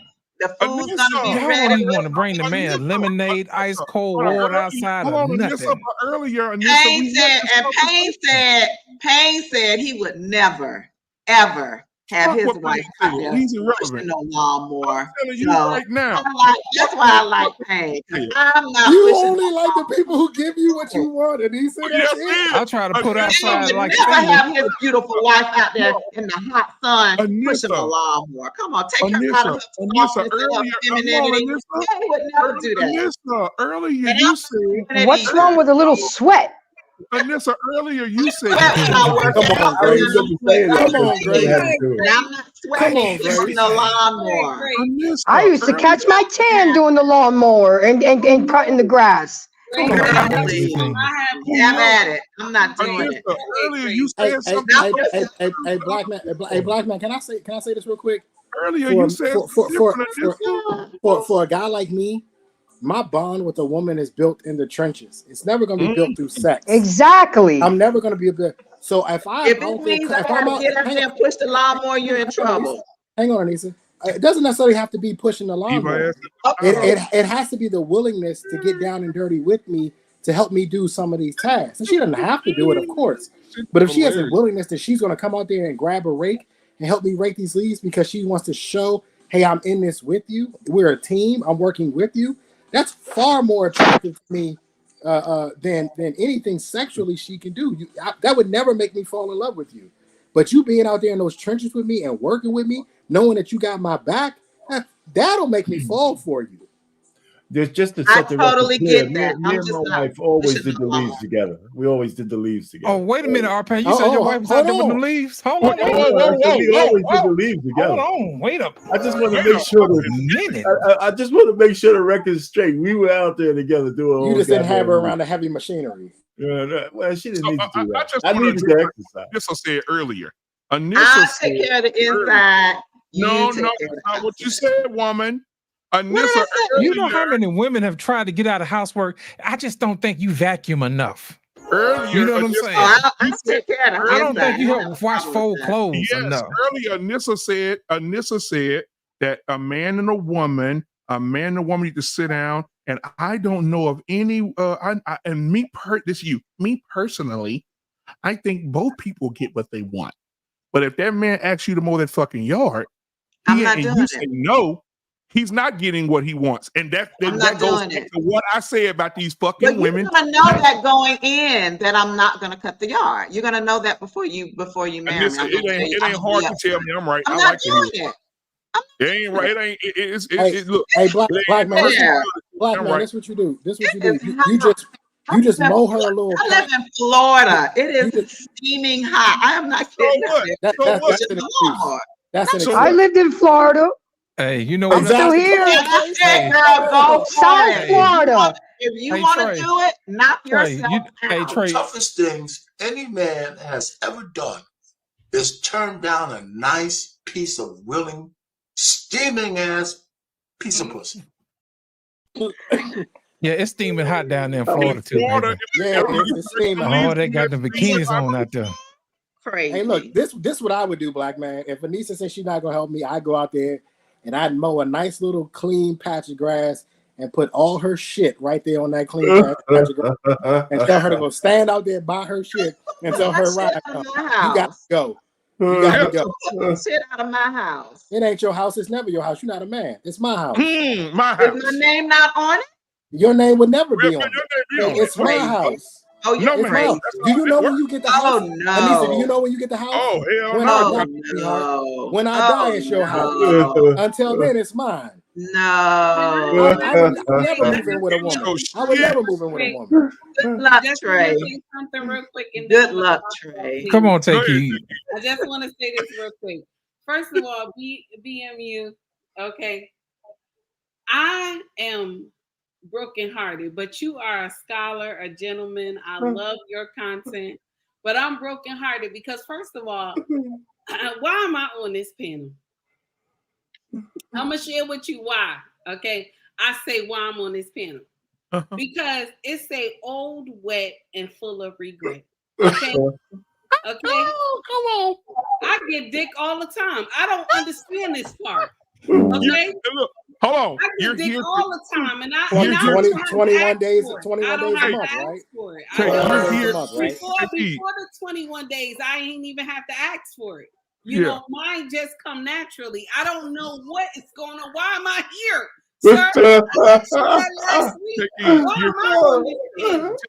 You know why you're here, Takey? You're here because we need women like you to say stuff like this. Take a picture, write it down. I don't give a fuck. You hear me? Do what it do. I'm just saying. Because when I showed my king, before I came downstairs, he was like, what is this? I said, this is the show tonight. He was like, oh, yeah. I was like, yeah, this is the show tonight. He was like, so all that stuff you be saying on your panel, they don't believe you. I said they probably don't. So why am I here? I just, you're here to teach. Listen, I want to know because right now I'm about to go have a session. It's 1:29. I gotta let y'all go. I'm sorry. I'll let y'all go. It's too long. I'm sorry. I thought it was gonna be 12:30, but I gotta go. Sir, listen to me, sir. Well, don't let us hold you back. We ain't gonna hold you up. We ain't gonna hold you. Just one thing. When you have panels like this, don't invite Take Heed. I don't know anything about this stuff. Okay? I don't have to go beg nobody. Okay? I don't have no rose in my room. Okay? I got a warm body that lay next to me at night. Okay? That like to touch me. And tell me, big girl, come give it to daddy. I don't have anything else that I don't know why I'm here.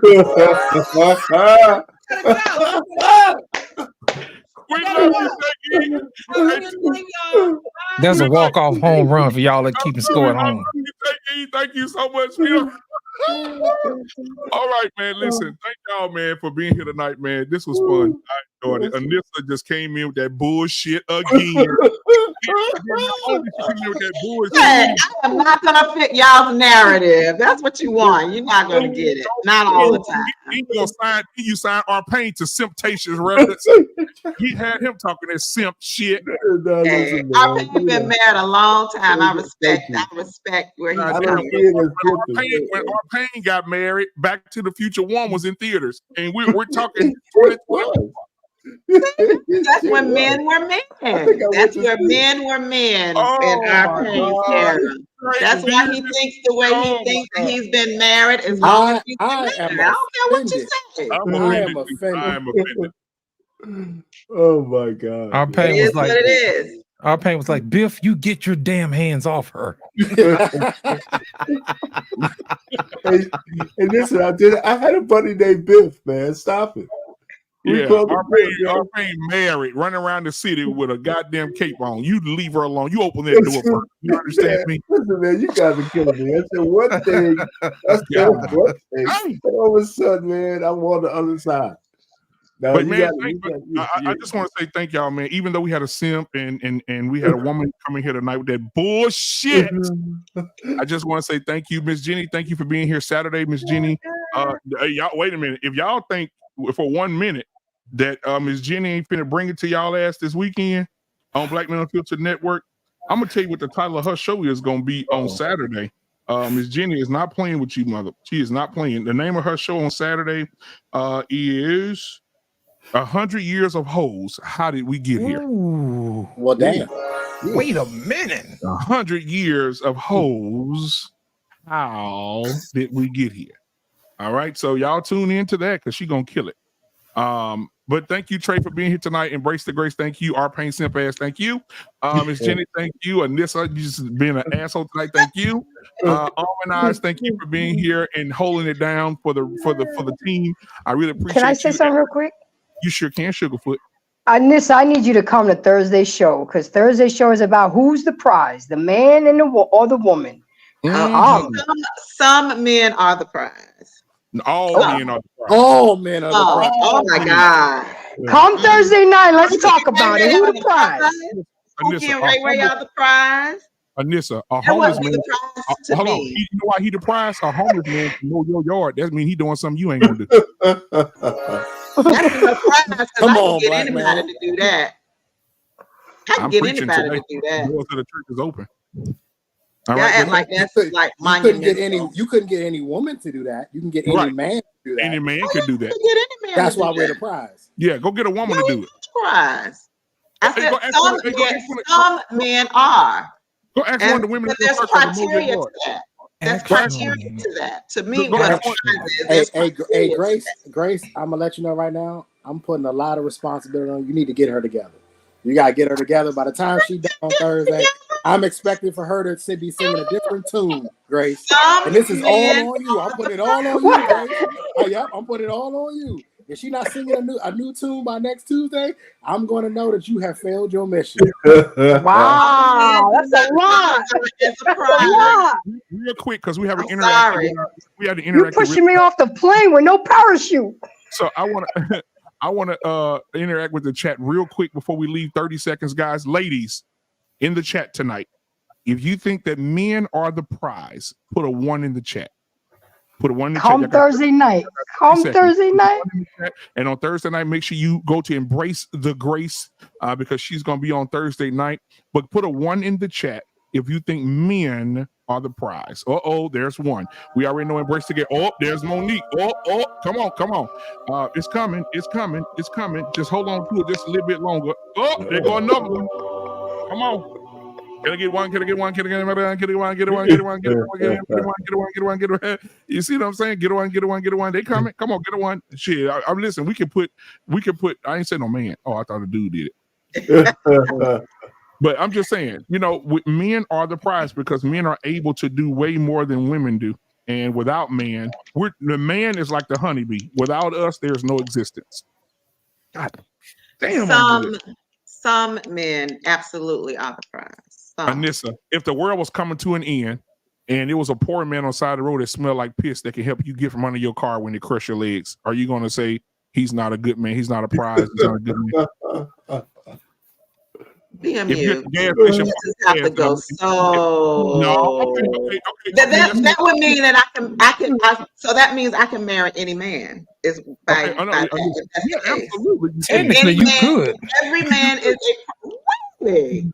So it doesn't matter whether he's a godly man, God-fearing, none of that matters. A woman can just marry any man. You're fucking any man. Regardless of if he's qualified or not, and that man will be the prize. Is that what that's amazing to me. Y'all will have sex with anybody.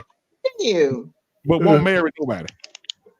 I told you, man, it's all them rules. What does the Bible say? What kind of man are we supposed to marry? Well, but y'all don't want them anyway. Y'all say they control to marry any old man? Hold on, listen. Or are we supposed to marry as Christian women? What kind of man should we be looking for? A man that has authority over you and you do what he say do at all times. And he is submitted to whom? And who is he supposed to be submitted to? She ain't talking about that shit. Who is he supposed to be submitted to? You're married. Your husband said, when you bring that money and you bring it to me, I delegate where it goes. And who is he supposed to be submitted to? You won't answer my question. I'm your husband now. You won't answer my question. Here's the thing, Black man. This is how you answer the question. Man is not the prize. Hold a second. This is how you answer the question. That's above your pay grade. It's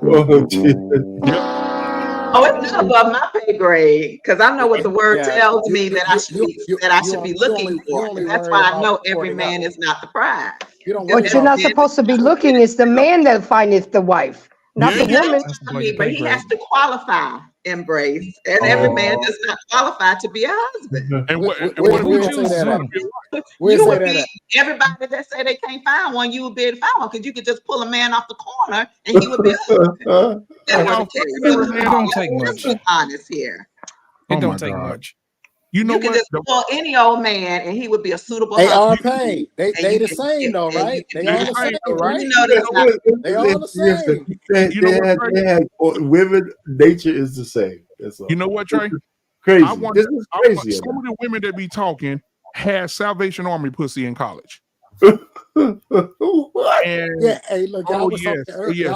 In high school, college had Salvation Army pussy, gave it to everybody. And then when they get older, they want to be dignified. Oh my God, I can't deal with a man who ain't got no teeth, but Eric back at home had one tooth. No, you gotta have some teeth. Hey, black man, they got that philanthropic box. They it's just giving it out to everybody. Mm-hmm. Just giving it to everybody. You want some? Your teeth. Why don't you have teeth? You can get some.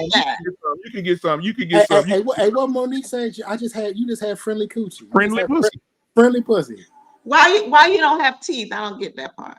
No, what I'm saying is when you fuck, you probably had a tooth. But what I'm saying is most of the women will fuck in the dark and never bring that man to the light, and then you get so much dignity. Oh my God, I need to have a man. You just know some. You know what's crazy? How are y'all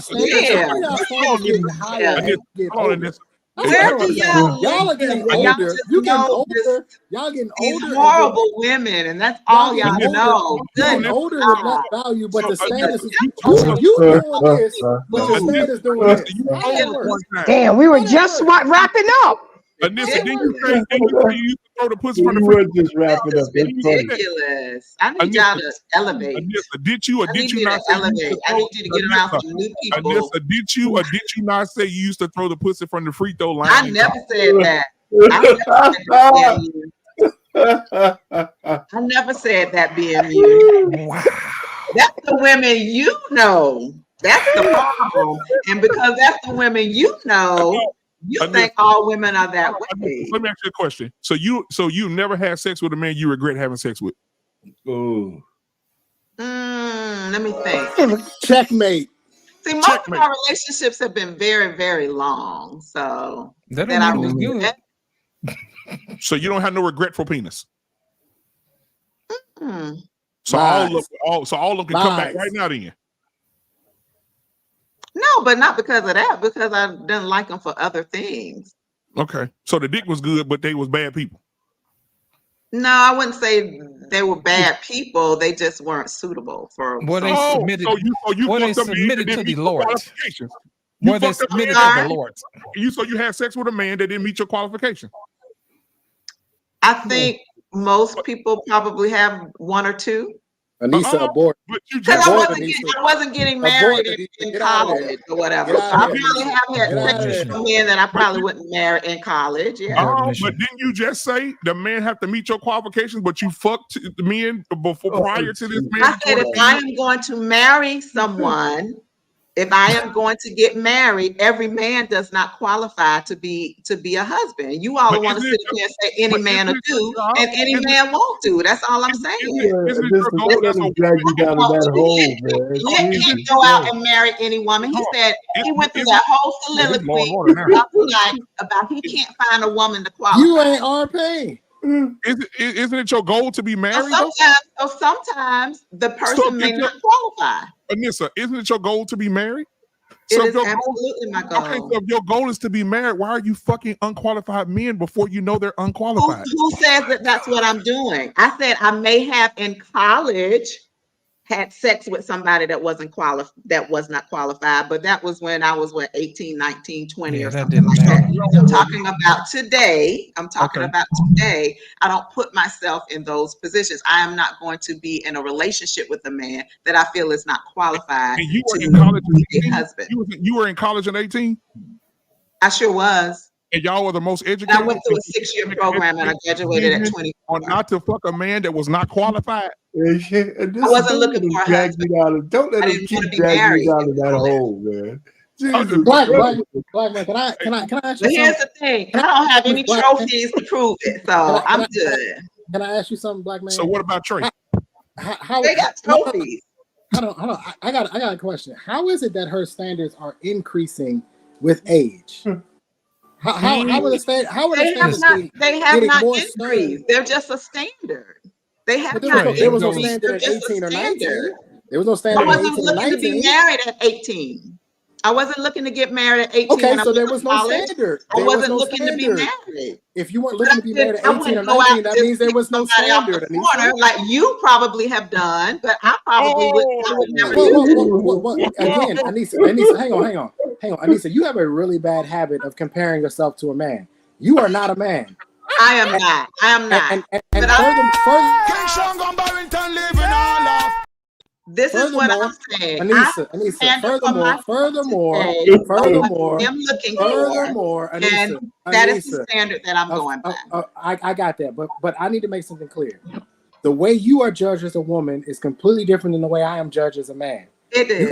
You gotta stop with this. Well, you did it, and I'm a man. We're not the same. I understand. I can run through a bunch of hoes, and I'm never gonna be judged on it. It's the double standard. It is what it is. I understand. I totally understand that. Okay.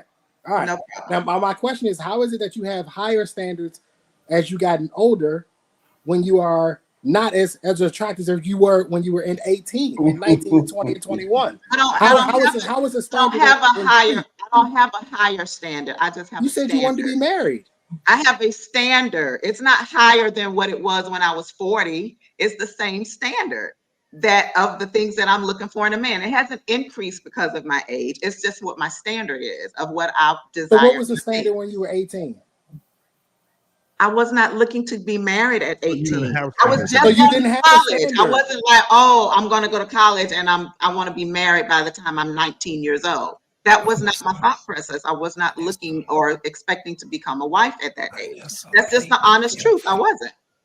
I was going to college. I wasn't thinking about becoming a wife at that point. So, Nissa, what we're trying to say is most women will curve men in their 20s, and then when they get older, not you, I'm just saying in general, most women will curve men in their 20s, their 30s, their 40s, and then when they start to get to 50, half a century old, then you see them like this, and they're still trying to be who they were in their 20s.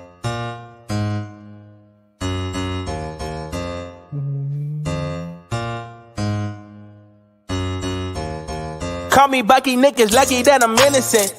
If I didn't have no morals, I'd be menacing. How a nigga rapping conscious but he ignorant? How he from the hood but still gon' go legitimate? How he fuck a bunch of bitches but they still respect the women? He still rolling in Sonata, he just got the windows tinted. Homie stabbed me in the back and that can never be forgiven. In my pounds been. Oh man, see now we can't unsee that, man. No, really. What did I just watch? Yeah, that's what happens. That's a like dude. I don't know where he gets these videos from. 20 years later, and that's what it is. That's a dude. Now look, that's the one. That's the one that Alman says you're not gonna fool me. That's a dude. That's that lady right there, whatever that is. That lady person right there probably got standards high as a motherfucker. I don't know what her standards are. I don't think my standards are high. They're just my standards. But you know what pisses me off? Her standards are as high as her blood pressure, her cholesterol. Right. You're right. You know what pisses me off? Women should I have not excellent wear pressure and cholesterol, by the way. Women should not wear Either one of those are high.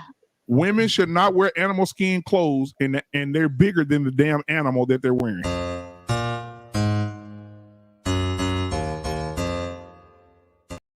Look at this. It's got like a rug on the hair. It's like a rug.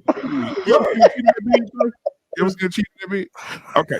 Ladies and gentlemen, thank you so much for being here tonight. Anissa started a whole nother fucking argument. And so thank you so much, guys, for being here. That wine that you said earlier, don't drink it because it's going to make you act like this. Okay? Shit. So sick of her. Just, oh my God. And then she just signed up our pain that bullshit. Our pain show on Monday with the Boomer is going to be how I let Anissa drag me into Simpville. All right. But we appreciate you guys, man. We'll see you guys on next Tuesday. Tomorrow we have the sports show. And I do have a preview of what I want to talk on. But you want me to hold it, or do you want me to tell you what it is? Yeah, hold it like you did. Don't shit. You should have hit yourself. But anyway, tomorrow night the sports shows at 7, guys, and also tomorrow night JT will be on What We Know will be on tomorrow night as well. Thursday night, make sure you pay attention to Dr. Nakumbe and Coach K. Also, our lovely Embrace the Grace. Embrace the Grace. I'm almost done with your stuff, sweetheart, so I just want you to know that. But anyway, Embrace the Grace on Thursday, on Friday, barbershop. Saturday, make sure you come over and be with Miss Jenny, as she says she's going to talk to you from the eyes, the mind of a housewife. And then on Sunday, you got to come and see the gray area with Mr. Bennett and old Peter. All right. We thank you guys. We appreciate you guys. I'm sorry. Embrace, what time is your show? 8 p.m. Eastern time. I'm a crash. Okay, I'll be there. Okay, come through. Oh, I want to make sure I come on that goddamn show. We got to keep this shit on the wrap. We got to keep this shit on the wrap. Yeah, I'm about to slide through and see what this is about. Yeah, shit. All right, Lost in Translation, man. Thank you so much for always being my brother from another mother, my guy. My pleasure.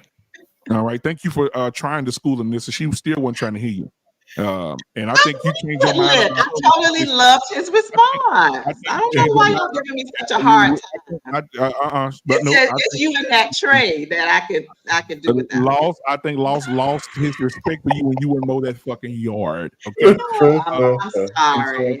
Put it that way. I'm bringing some water and a cold towel. No, I need some lemonade, a Gatorade, electrolytes, lemonade, whatever. You know what? You know what? Bath water, do something. Yeah, I just lay my towel out. You know what? I just want to say to our pain. I just got off the phone. I was texting over here. I know you saw my head down. I was talking to Dr. Umar, and he said to me to tell you this. You fat, bald-headed, no-neck midget. I sentence you to 3,000 lashes for conduct unbecoming a black man. Hey, listen, man. Okay. I just wanted to put that out there. But anyway, I appreciate y'all, man. Thank y'all so much. We'll see y'all on tomorrow. Peace. Thank you.